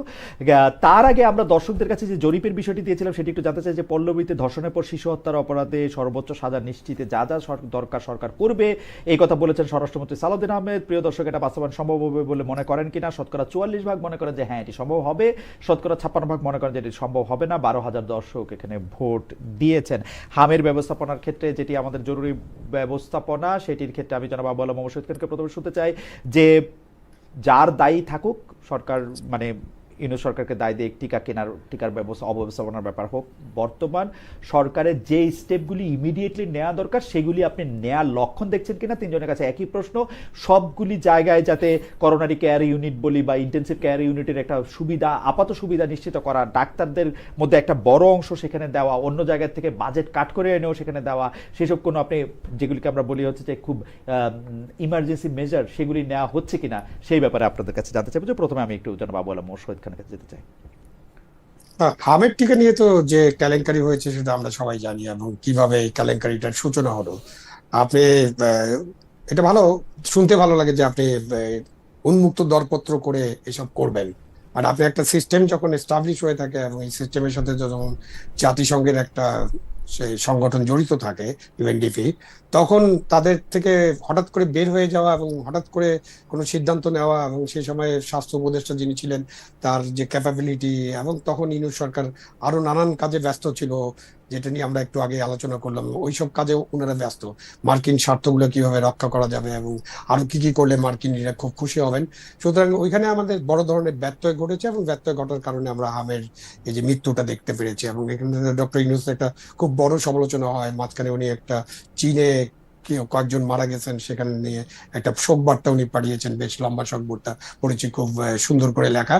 বাট বাংলাদেশে হামে শিশুদের মৃত্যুর ব্যাপারে কোনো ডক্টর ইউনূস বা স্বাস্থ্য আমরা যদি এই সরকারের কার্যক্রমে আসি, জনাব আবু আলম শহীদ খান, আর এই সরকারের কার্যক্রমে তারা তো চেষ্টা করেছেন টিকা আনার জন্য, এবং টিকা দেওয়া হচ্ছে। আমার মনে হয় যে আগামী 6 মাসের মধ্যে এই টিকার সিস্টেমটা যদি আমরা পুনরুদ্ধার করতে পারি এবং ভালোভাবে যদি টিকা দেওয়ার ব্যবস্থাটা চালু রাখতে পারি, ইপিআই কর্মসূচি, এটা অনেক পুরানো কর্মসূচি, 1977, তারপর থেকে এটার অনেক উন্নত হয়েছে। সো এই সরকারের সময় যে ব্যবস্থাটা নেওয়া হয়েছে, এই ব্যবস্থা আমার সামনে আমরা যে ফলাফলটা দেখতে পারবো। এখন যে শিশুরা হামে আক্রান্ত তাদেরকে বেশিরভাগ ক্ষেত্রে আমরা দেখতে পাচ্ছি যে তারা আসলে একটু নিম্ন আয়ের মানুষ। তারা বাংলাদেশের বিভিন্ন যেগুলিকে আমরা রিমোট বলি, সেই দূরবর্তী অঞ্চলগুলি থেকে হয় তাদের জেলা শহরে আসতে হচ্ছে অথবা সরাসরি ঢাকায় আসতে হচ্ছে। সরকারের পক্ষে কি এরকম কোনো উদ্যোগ নেওয়া সম্ভব, এরকম কোনো ক্যাম্প করা সম্ভব, মানে জরুরি বাচ্চাগুলিকে বাঁচানোর জন্য? সেরকম আপনি কোনো কিছু দেখেন? অবশ্যই সম্ভব, অবশ্যই সম্ভব। কেন শুধু ঢাকা আসতে হবে কেন? আমাদের তো জেলা পর্যায়ে এবং আমাদের অনেকগুলো মেডিকেল কলেজ আছে, এবং জেলা পর্যায়ে ইয়া আছে, আমাদের হাসপাতাল আছে, এমনকি উপজেলা পর্যায়ে হাসপাতাল আছে। সুতরাং এটা একটা ইমার্জেন্সি টিম করে সরকার অবশ্যই এটা ডিল করতে পারবে, এবং ক্যাম্প করা সম্ভব। সরকার নিশ্চয়ই এটা করবেন, করা দরকার। আমার মনে হয় যে সরকার এটা করছে কিনা সেটাই আমরা জনাব আশরাফ স্যার আপনার কাছে জানতে চাইবো। যে সরকারের তো আসলে আপনি দোষ দিলে আপনি দোষ দিতে পারবেন, কিন্তু যেইটা আপনার সামনে আপনার বাচ্চারা মারা যাচ্ছে সেই ক্ষেত্রে আপনি জরুরি ব্যবস্থা যথেষ্ট পরিমাণ নিয়েছেন কিনা, আপনি কি দেখছেন সেটা যদি? দেখুন, আমরা দোষারোপে অনেক সময় নষ্ট করেছি, এবং পরবর্তীতে সরকার অনেক পদক্ষেপ নিয়েছে, টিকা আমদানি করেছে, এবং টিকা প্রদানের জন্য যেভাবে জোরদার করার সেটি করেছে। এই জায়গাটিতে আমি বিএনপি সরকারকে ভালো সংখ্যক মার্ক দিব। কিন্তু এখন যেটি করা দরকার, খালেদ আপনার নিশ্চয়ই মনে আছে, ইপিআই টিকাদান কর্মসূচি কিন্তু পাড়া মহল্লা, কমিউনিটি সেন্টার, স্কুল প্রাঙ্গণ পর্যন্ত বিস্তৃত। কাজেই যেহেতু এটি একটি মহামারী আকার ধারণ করেছে, সরকারের উচিত হবে ডিস্ট্রিবিউশনটাকে বাংলাদেশের সব জায়গায় ছড়িয়ে দেওয়া। এবং এই টিকার আপনি জানেন যে অনেকেরই প্রতিক্রিয়া হচ্ছে যাদের টিকা দেওয়ার কথা ছিল আরো আগে। কাজেই আমরা যেন আগামীতে এর প্রভাবটা কম দেখতে পাই। অতএব আপনার টিকা দেওয়ার পরিমাণ বাড়াতে হবে এবং টিকার ব্যবস্থাপনাটিকে ফিউচার প্রুফ করে নিতে হবে, যেটি সরকারের কাছে প্রত্যাশা। আমরা ইপিআইটার কথা আমার একটু আলাদা করে বলতে হয়। আমি যেহেতু নানা কারণে সারা পৃথিবীর অনেক কিছুর সাথে জড়িত, আমি সবচেয়ে সর্বপ্রথম খুবই গর্বের মধ্যে পড়েছিলাম, কারণ আমি বিবিসি নাইজেরিয়াতে আমি শুনেছিলাম যে তারা নাইজেরিয়ার স্বাস্থ্যমন্ত্রী বলতেছে যে বাংলাদেশের সব যে টিকা প্রদান কর্মসূচি সেগুলিকে আসলে রেপ্লিকেট করা দরকার আফ্রিকার বিভিন্ন দেশে, ল্যাটিন আমেরিকার বিভিন্ন দেশে, এমনকি ইউরোপের বিভিন্ন জায়গায় আসলে আমাদের টিকা প্রদান কর্মসূচিকে রেপ্লিকেট করা হয়েছে। ডক্টর মোহাম্মদ ইউনূস, আপনার কাছে যদি একটা লাইন একটু বলতেন, ডক্টর মোহাম্মদ ইউনূসের কেন মনে হলো এই ব্যাপারটাও একটু সংস্কার করা দরকার, উনি কোন কোন সংস্কার করে এসে, অর্থনীতি সংস্কার করে এসে এটা ধরলেন? আসলে তো 18 মাসে সরকারটি অকাজ বেশি করেছে এবং আমি তাকে প্রায় অথর্ব সরকার বলি, এবং কিছুটা সুবিধাবাদী সরকার, কারণ তাদের নিজেদের, বিশেষ করে ডক্টর ইউনূসের নিজস্ব স্বার্থ সংশ্লিষ্ট বিষয়গুলো উনি ভালো ডিল করেছেন। আপনি যেদিন থেকে নূরজাহান বেগমকে এই মন্ত্রণালয়ের উপদেষ্টা করা হয়েছে সেদিন থেকে আমরা বলেছি যে শেখ হাসিনার আমলে সবচেয়ে করাপ্ট মন্ত্রণালয়গুলোর একটা ছিল স্বাস্থ্য মন্ত্রণালয়। আপনার মনে আছে যে কোভিডের টিকা কেনাকাটার কিন্তু কোনো তথ্য আমরা পাইনি, এবং জ্বালানির মতোই স্বাস্থ্যতে ওই সরকারটি সাংঘাতিকভাবে চুরি করেছে।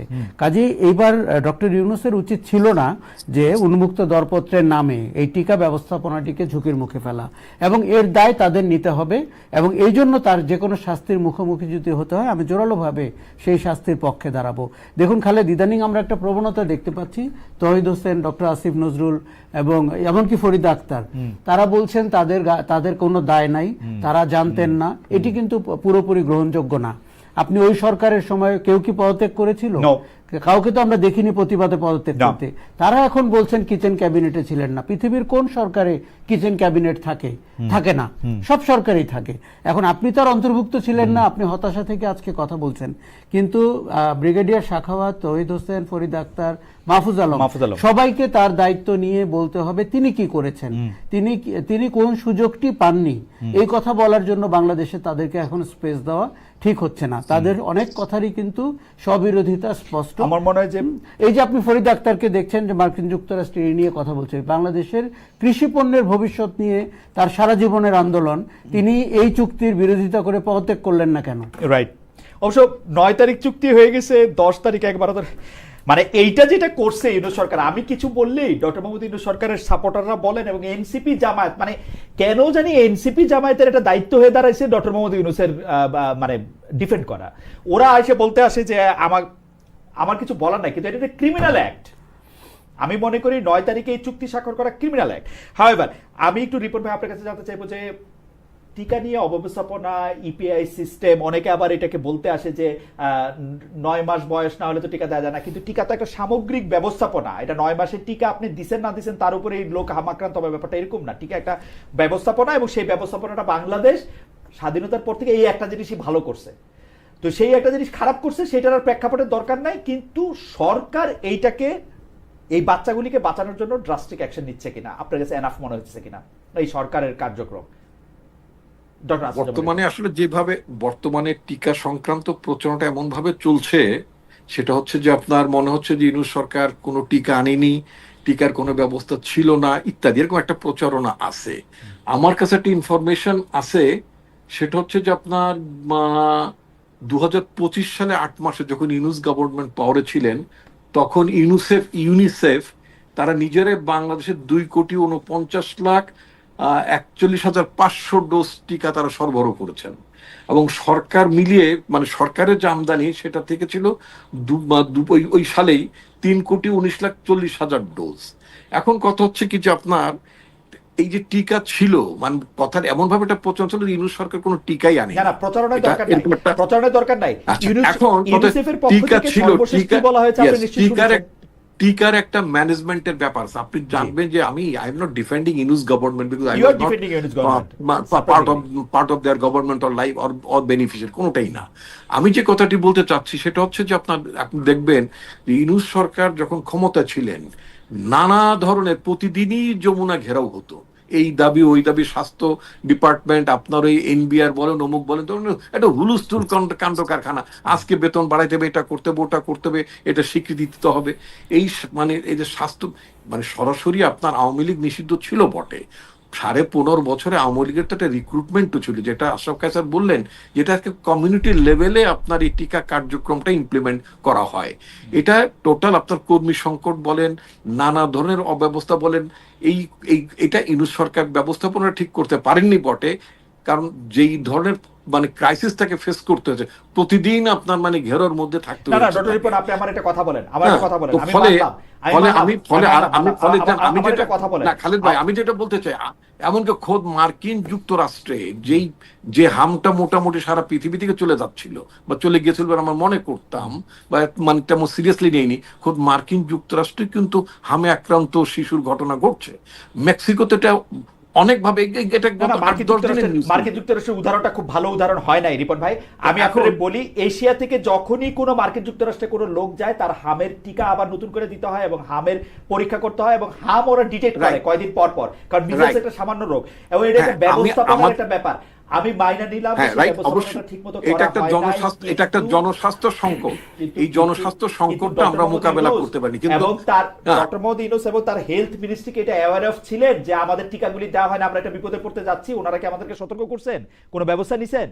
ওনাকে জানতেন যে এই অবস্থাটা হবে? না নিশ্চয়ই, আমার তো এই ধরনের একটা স্বাস্থ্য মন্ত্রণালয়ের ব্যবস্থা কাজটা বা কি অবস্থা তাহলে? স্বাস্থ্য মন্ত্রণালয়ের কাজ কি? সেই অবস্থা, সেটা তো দুর্বলতা অবশ্যই ছিল। বর্তমান আপনার সরকারের কথা বলেন, জনস্বাস্থ্য তো আমি ওইটা আর বলতে চাই না, বর্তমান সরকারের কথা বলেন। স্বাস্থ্য মন্ত্রণালয়ে এরকম একটা ক্রাইসিস সৃষ্টি হয়েছে, স্বাস্থ্য মন্ত্রণালয় কি 64টা জেলায় 64টা করোনারি কেয়ার ইউনিট বা ইন্টেনসিভ কেয়ার ইউনিট করছে যেগুলিকে ইয়া করার জন্য? করোনার সময় আমরা যেটা দেখছিলাম। আমি একটু ছোটখাটো পর্যায়ে আমি কিছু জনস্বাস্থ্য বিষয়ে পড়াশোনা করেছি। জি, তাতে করে আমার যেটা অভিজ্ঞতা, যেটা বল, যেমন করোনার সময় আমরা আইসোলেশন করতাম, নানা ধরনের ব্যবস্থা, প্রিভেন্টিভ মেজার নিতাম না। জি। হামের ব্যাপারটা কিন্তু তাই, হামও কিন্তু আপনার একটা ছোঁয়াচে রোগ, এটা কিন্তু ছড়ায়। কিন্তু সেই ক্ষেত্রে যেই আপনার পাবলিক অ্যাওয়ারনেস ডেভেলপ করার কথা ছিল সেটা তো হয়নি। আমি তো খুব আশঙ্কা করছি যে ঈদের ছুটির কারণে যেভাবে মানুষ মানে বাড়িতে গেলেন এবং তার মধ্যে আপনার আমার প্রিয় স্বাস্থ্য মন্ত্রণালয়, প্রিয় বকুল ভাই আসলে কি করতেছেন এটা আমাকে বলবেন? আমি শুধু এইটুকু বলতে পারি যে এই মানে দোষ এটা একটা জনস্বাস্থ্য সংকট, এটা একটা জনস্বাস্থ্য সংকট নিঃসন্দেহে। এই জনস্বাস্থ্য সংকটটাকে যেভাবে ব্যবস্থাপনা করা দরকার ছিল, আমাদের জনস্বাস্থ্য বিশেষজ্ঞগণ আমার মনে হয় সরকারকে সেইভাবে পরামর্শ দিতে পারেননি এবং অ্যাকর্ডিংলি স্বাস্থ্য মন্ত্রণালয় আমার মনে হয় সেভাবে মানে কাজগুলো গুছিয়ে নিতে পারেনি। করলে আরো ভালো হতো, তবে এখনো সময় আছে। এখন আমি মনে করি ইটস এ ম্যানেজমেন্ট। এইখানে আপনার অনেক প্রিভেন্টিভ মেজার আছে, আপনি নিজেই বলেছেন কি কি করতে হয়, প্রোটোকল গুলো আছে, সেই প্রোটোকল গুলো আমাদের ফলো করতে হবে, সেগুলো হচ্ছে না।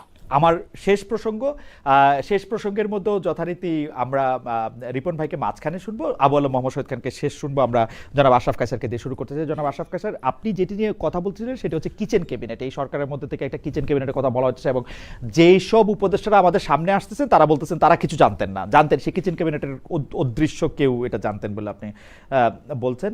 আমি সেই কিচেন ক্যাবিনেট এই সরকারের মধ্যেও আছে কিনা, আপনি লক্ষণে আমরা বুঝি কিনা, সেইটি নিয়ে আমরা একটু জানতে চাইবো। কারণ কেউ কেউ বলছেন কোন সরকারে কিচেন ক্যাবিনেট থাকে না, আসলেই কিচেন ক্যাবিনেট থাকে, কারণ সরকার প্রধান তার সবার মধ্যে না। অনেকে বলে থাকেন এই কিচেন ক্যাবিনেট শুধুমাত্র তার উৎপত্তি হচ্ছে লন্ডনে, ভগীরথের তীরের মতো, এবং গঙ্গা হয়ে এটা বাংলাদেশে আসছে, যে এটা লন্ডনের একটা কিচেন ক্যাবিনেট এটা করে। আপনার একটু মতামত শুনতে চাই, এবং আর্মি কবে ব্যারাকে ফিরে যাবে সেইটা, এই দুইটা ব্যাপারই আসলে আমরা রিপন ভাইকে মাঝখানে শুনে জনাব আবু আলম মোহাম্মদ শহীদ খানকে দিয়ে শেষ করবো। কিচেন ক্যাবিনেটটা যদি একটু বলেন। যে কোনো সরকারেরই সবাই মিলে সব সিদ্ধান্ত নেন এমন না, অনেক গুরুত্বপূর্ণ সিদ্ধান্ত, স্পর্শকাতর সিদ্ধান্ত, ফিউচার ফরওয়ার্ড সিদ্ধান্ত, সেগুলো কিন্তু তারা গুটি কয় মানুষ নিতে পারেন। অন্তর্বর্তী সরকারে যে ব্যক্তিবর্গ বাইরে এসে কিচেন ক্যাবিনেট সম্পর্কে বলছেন, তারা তাদের হতাশার সুরে বলছেন, তারা অবহেলিত ছিলেন এমন বলছেন, এবং তারা গা থেকে তাদের দায় মুক্তির জন্য এইসব কথা বলছেন বলে আমার ধারণা। আমি দৃষ্টান্তমূলক তাদের কোনো পদক্ষেপ সেই সময়ে দেখিনি। কেউ পদত্যাগ করেনি, কেউ প্রতিবাদ করেনি, তারা কেউ কিন্তু নাগরিক সমাজের সোচ্চার কণ্ঠ ছিলেন, তারা সেই সময় কোনো কথা বলেননি। দেখুন, রাজনীতিতে বাতাস ঘুরতে বেশি সময় লাগে না, তাদের কেউ আগামী বাতাসের জন্য নিজেকে রেডি করছেন বলে আমার ধারণা। কাজেই এটিকে আমি সন্দেহজনক চোখে, যেই সময়ের ঘটনা সেই সময় যদি তারা প্রতিবাদ করতেন তাদেরকে আমি নায়ক হিসেবে চিহ্নিত করতাম। এবারের সরকারের কথা বলি, বিএনপি সরকারের কথা বলি, কোনো সন্দেহ নাই যে লন্ডনের প্রভাব স্পষ্ট। সেটি আপনি উপদেষ্টা করার সময়, সেটি আপনি সহকারী বা তৈরি করার নাগরিক এই করার সময়, এমনকি কোনো মন্ত্রীবর্গের যে কেন তারা এই পোর্টফোলিও পেয়েছেন, তা আমার ধারণা যে লন্ডনের রিলেশন একটা গুরুত্বপূর্ণ ভূমিকা পালন করেছে। অনেকেই এমনকি দলের লোকরা এই প্রথম যত আশ্চর্য হয়েছে সরকারের চেহারা দেখে, বিএনপির বা আওয়ামী লীগের কোনো শাসনামলে আমি এত আশ্চর্য হওয়া চেহারা দেখিনি। কাজেই তারা বুঝতে চেষ্টা করেছেন কেন একজন লোক 3টি পোর্টফোলিও পান এবং কেন একজন ব্যক্তি হঠাৎ করে মানে এরকম দায়িত্ব পেয়ে যান। কাজেই এটি আমার ধারণা যে একটা ছোট অংশ থেকে বিএনপি সরকারের নীতি নির্ধারক বেরিয়ে এসেছেন বলে আমার ধারণা। এবং যারা প্রধানমন্ত্রীর দপ্তরে উপদেষ্টা হিসাবে আছেন এবং প্রতিমন্ত্রীর মর্যাদায় আছেন, মন্ত্রীর মর্যাদায় আছেন, এমন আপনি খেয়াল করে দেখবেন যে রাজনীতি করা বিএনপির লোক এবং পোর খাওয়া মানুষ এবং যারা 17 বছর বিএনপির দুর্গ পাহারা দেওয়ার চেষ্টা করেছেন, তাদের মূল্যায়নের অবস্থা কিন্তু খুব ভালো হয়নি।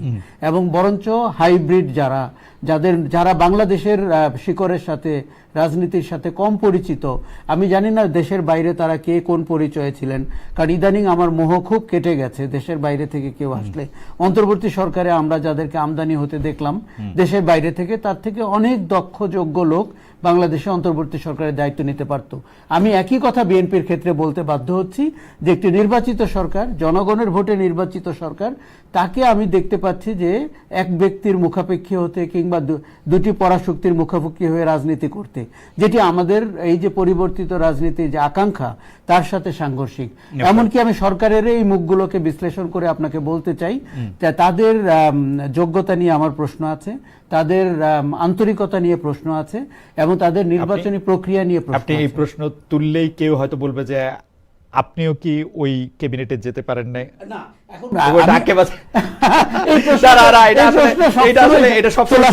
কিন্তু আমি চেয়েছি যে ফ্যাসিজমের পরে, শেখ হাসিনার দুর্বৃত্তায়িত শাসনের পরে একটি মানুষের যে আশা আকাঙ্ক্ষা তার সাথে মানানসই একটি সরকার হবে বিএনপির। এই জন্য বিএনপির পক্ষে আমি বলবো যে যতদিন তারা ভালো কাজ করবেন কথা বলবো, যেই মুহূর্তে মন্দ কাজ করবেন, গত 3 মাস বলেছি, আগামীতেও বলবো, যাতে করে বাংলাদেশের গণতান্ত্রিক পরিবেশটি নিশ্চিত হয়। আর্মি ব্যারাকে যাওয়া প্রসঙ্গে সেনাপ্রধান কয়েকদিন আগে বলেছেন যে কিছুদিনের মধ্যে সেনা সদস্য বের করে। আপনি কি মনে করেন যে এটা একটু লেট হইলো না ঠিকই আছে? এটা অনেক লেট হলো এবং আমরা কখনো দেখিনি যে ম্যাজিস্ট্রেসি পাওয়ার নিয়ে সেনাবাহিনী বাজারে রয়েছে এবং তাকে আমরা ঠিক উপলব্ধি করতে পারিনি। কেন এত দীর্ঘ সময় সেনাবাহিনী ম্যাজিস্ট্রেসি পাওয়ার নিয়ে নির্বাচনের আগে পরে হয় সেটা আমরা বুঝতে পারি, কিন্তু কেন এত দীর্ঘ সময় তাকে মাঠে রাখা হলো? এবং আপনি জানেন যে একটি পেশাদার সামরিক বাহিনীর জন্য এটি খুব ভালো খবর না। এই জায়গাটিতে আমার মনে করি এটি লেট হয়েছে এবং এটি অনেক আগের থেকেই তাদের ব্যারাকে ফিরে যাওয়া উচিত ছিল।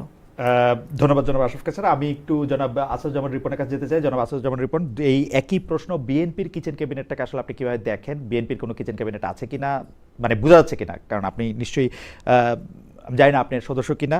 আর হচ্ছে আর্মির ব্যারাকে ফিরে যাওয়াটা কি দেরি হলো, কাছাকাছি থাকলো, কি হলো? একজন দর্শক ইনি হয়তো আপনাকে প্রশ্ন করার জন্য উনি আমাকে একটা মন্তব্য করেছেন, সেই মন্তব্যটি পড়ে শোনাই। উনার নাম হচ্ছে মোশফাক আহমেদ। উনি বলেছেন, Khaled, you are so impatient, you interrupt the guest when they are speaking to an extent that they can seldom talk. Your impatience shows how motivated you are to establish Awami propaganda. Thank you so much, জনাব আহমেদ। আমি একটু জনাব রিপন আপনার কাছে জানতে চাই যে kitchen cabinet এই সরকারের এবং আর্মি ব্যারাকে যাও। আমি মোটামুটি ছাত্র রাজনীতির পরিণত বয়স থেকেই আমি আপনার কিচেন ক্যাবিনেট এই দুটো শব্দের কথা পরিচিত শুনে আসছি। আচ্ছা, দ্বিতীয়ত হচ্ছে আমি রাস্তাঘাটে দেখতাম কিছু কিছু মন্ত্রীর গাড়ির সামনে আপনার মানে পুলিশের এক্সট্রা জিপ থাকতো, পেছনে একটা মানে কি বলে এটাকে, আমি তো মন্ত্রী টন্ত্রী হই নাই কখনো, জানিও না, মানে পেছনে একটা প্রোটেকশনের ব্যাপার থাকে।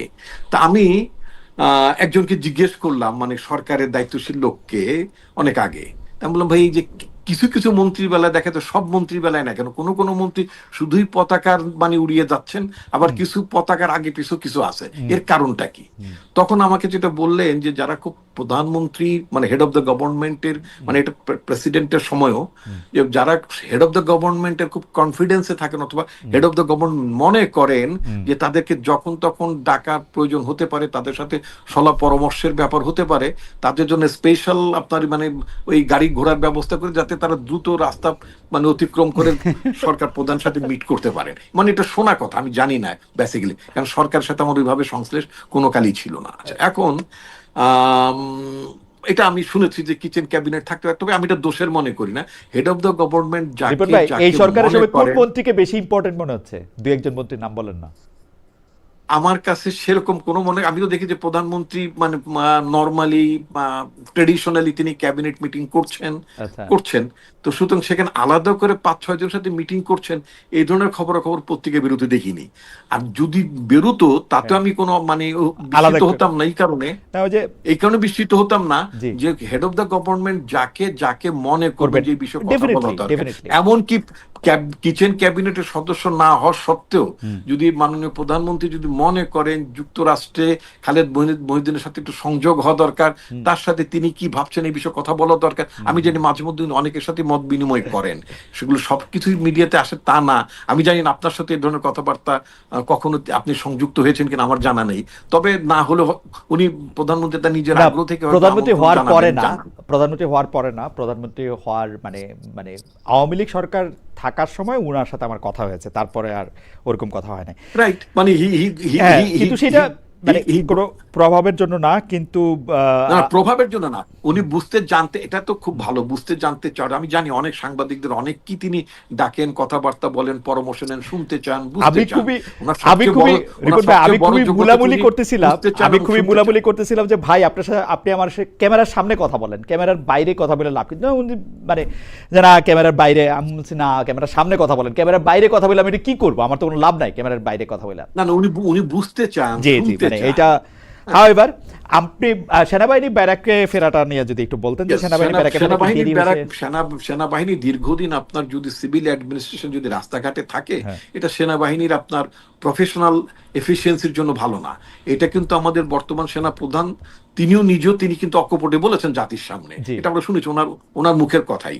তো সেই বিবেচনা থেকে আমরা মনে করি যত দ্রুত সম্ভব আপনার সেনাবাহিনীর আপনার এই যে এক্সিকিউটিভ ম্যাজিস্ট্রেসির এই যে অথরিটি, এটা যত তাড়াতাড়ি তারা ত্যাগ করে তাদের প্রফেশনাল কাজে তারা, আমি ব্যারাক শব্দটা পছন্দ করি না, এটা একেবারে একটা ঔপনিবেশিক শব্দ, ঠিক আছে, ক্যান্টনমেন্টে, কিন্তু সেনাবাহিনী তারা তাদের কর্মক্ষেত্রে তারা ফিরে যাবেন। আমাকে বিএনপির একজন সংসদ সদস্য বলেছেন যে সেনাবাহিনী যে এখন ফিরে যাচ্ছে না, কারণ সেনাবাহিনী ফিরে গেলে দেশের আইন শৃঙ্খলা পরিস্থিতি রক্ষা করার বা মেইনটেইন করার ক্ষমতা আসলে এই সরকারের নাই। সত্যি না, এটা বিষয়টা এরকম না। পর্যায়ক্রমে কিন্তু সেনাবাহিনী আগে যতটা ডিপ্লয়মেন্টে ছিলেন, যত সদস্য ছিলেন, এখন কিন্তু সেই পরিমাণ সদস্য নেই। ইতিমধ্যে কিন্তু অনেকেই তাদের মানে সেনানিবাসে তাদের নিজেদের মানে কর্মস্থলে তারা ফিরে গিয়েছেন এবং বাকিরও পর্যায়ক্রমে চলে যাবে। একেবারেই আমরা হয়তো প্রত্যাহার করছি না। আমার মনে হয় যে ডক্টর আসাদুজ্জামান রিপন এটা খুবই চমৎকার বলেছেন। আমরা জনাব আবু আলম মোহাম্মদ শহীদ খানকে শেষ কথা এটাতে শুনতে চাই আজকের মানে এই প্রসঙ্গে। জনাব আবু আলম মোহাম্মদ শহীদ খান। না, সেনাবাহিনীর তো নির্দিষ্ট কাজ আছে, সুতরাং তাদের নির্দিষ্ট কাজে তো তারা চলে যাবেন। বাট যখন আপনি in aid of civil administration তাদেরকে ডাকেন, এটা তো সরকারের সিদ্ধান্ত। এই সিদ্ধান্তটা কিন্তু সরকারকে নিতে হবে। সরকার যখনই সিদ্ধান্ত নেবেন, যেদিন নেবেন, যখনই বলবেন, তখনই সেনাবাহিনী তার জায়গায় চলে যাবে, এটা আমার মনে হয়। সুতরাং এখন পর্যন্ত সরকার এই বিষয়ে তেমন কোনো মানে একেবারে পরিষ্কার সিদ্ধান্ত নেন নেই, যার কারণে সেনাবাহিনীকে আমরা মাঠে দেখছি। এবং আমি সকলের সাথে একমত। জাস্টিস কায়ানি অনেক আগে এটা বলে গেছেন, মাত্র 3 মাস থাকলেই সেনাবাহিনীর, সিভিলে যদি থাকে তাহলে ওটার সেনাবাহিনী থাকে না। তো ওই সময় তো নাই, ওটা 1960s আইয়ুব খানের সামনে উনি একটা বক্তৃতা বলেছিলেন। তো এখন তো সেনাবাহিনী আমাদের এখানে কতদিন আছে এটা আমরা জানি। সুতরাং এতদিন থাকার ফলে কি ক্ষতি হতে পারে এটা আমরা সবাই জানি। সুতরাং যত তাড়াতাড়ি সিদ্ধান্ত নেওয়া যায় ততই মঙ্গল। আরেকটা জিনিস ছিল যেটা ছিল যে এই সরকারের কোনো কিচেন ক্যাবিনেটের কোনো লক্ষণ দেখেন কিনা, মানে আমরা জানি যে মন্ত্রীরা equal but somebody is more equal than others, এরকম আছে কিনা? না, এটা সব সময় somebody is more equal than other। ক্যাবিনেটে যখন 40 জন থাকে, 40 জন কি সমান নাকি? খালেদ, এটা আপনিও জানেন, আমি জানি। এবং সবখানেই একটা পরিবারের সদস্য যারা আছেন, সব পরিবারের সবাই বড় ছেলের হাতে বেশি প্রভাব থাকে, অথবা কোনো সময় বড় ছেলের প্রভাব নেই, কনিষ্ঠ ছেলের সবচেয়ে বেশি প্রভাব, কারণ সে বাবার জিনিসটা বুঝতে পারে, ব্যবসাটা ঠিক মতো দেখতে পারে। So there will be kitchen cabinets, একটা না, দুইটা না, 3টা 4টাও থাকতে পারে। এবং কিচেন ক্যাবিনেটস মানে এই নয় যে ক্যাবিনেটের সদস্যরাই থাকবেন, দেয়ার মে বি আদার অ্যাডভাইজার্স, এবং আপনার দেশ থেকেও আসতে পারে, লন্ডন থেকেও আসতে পারে। তো সকলে মিলে এরকম থাকবে, এটা থাকে। এখন এটা কতটা কাজে লাগে এবং কিভাবে কাজে লাগে এটা দেখতে হবে। এখন যে অবস্থা হচ্ছে যে কিচেন ক্যাবিনেট মানেই হলো যে ওরা সবকিছু করছে, আমরা কিছু জানি না, দায় মুক্তি, যেটা আশরাফ বললেন একটু আগে, যে সকলে একটা দায় মুক্তির পিছনে কেন ছোটাছুটি করছেন, এই ব্যাপারে আরেকদিন আলোচনা করতে পারেন আপনি। না, সেটা নিয়ে আসলে একটু বিস্তারিত আলোচনা করা দরকার।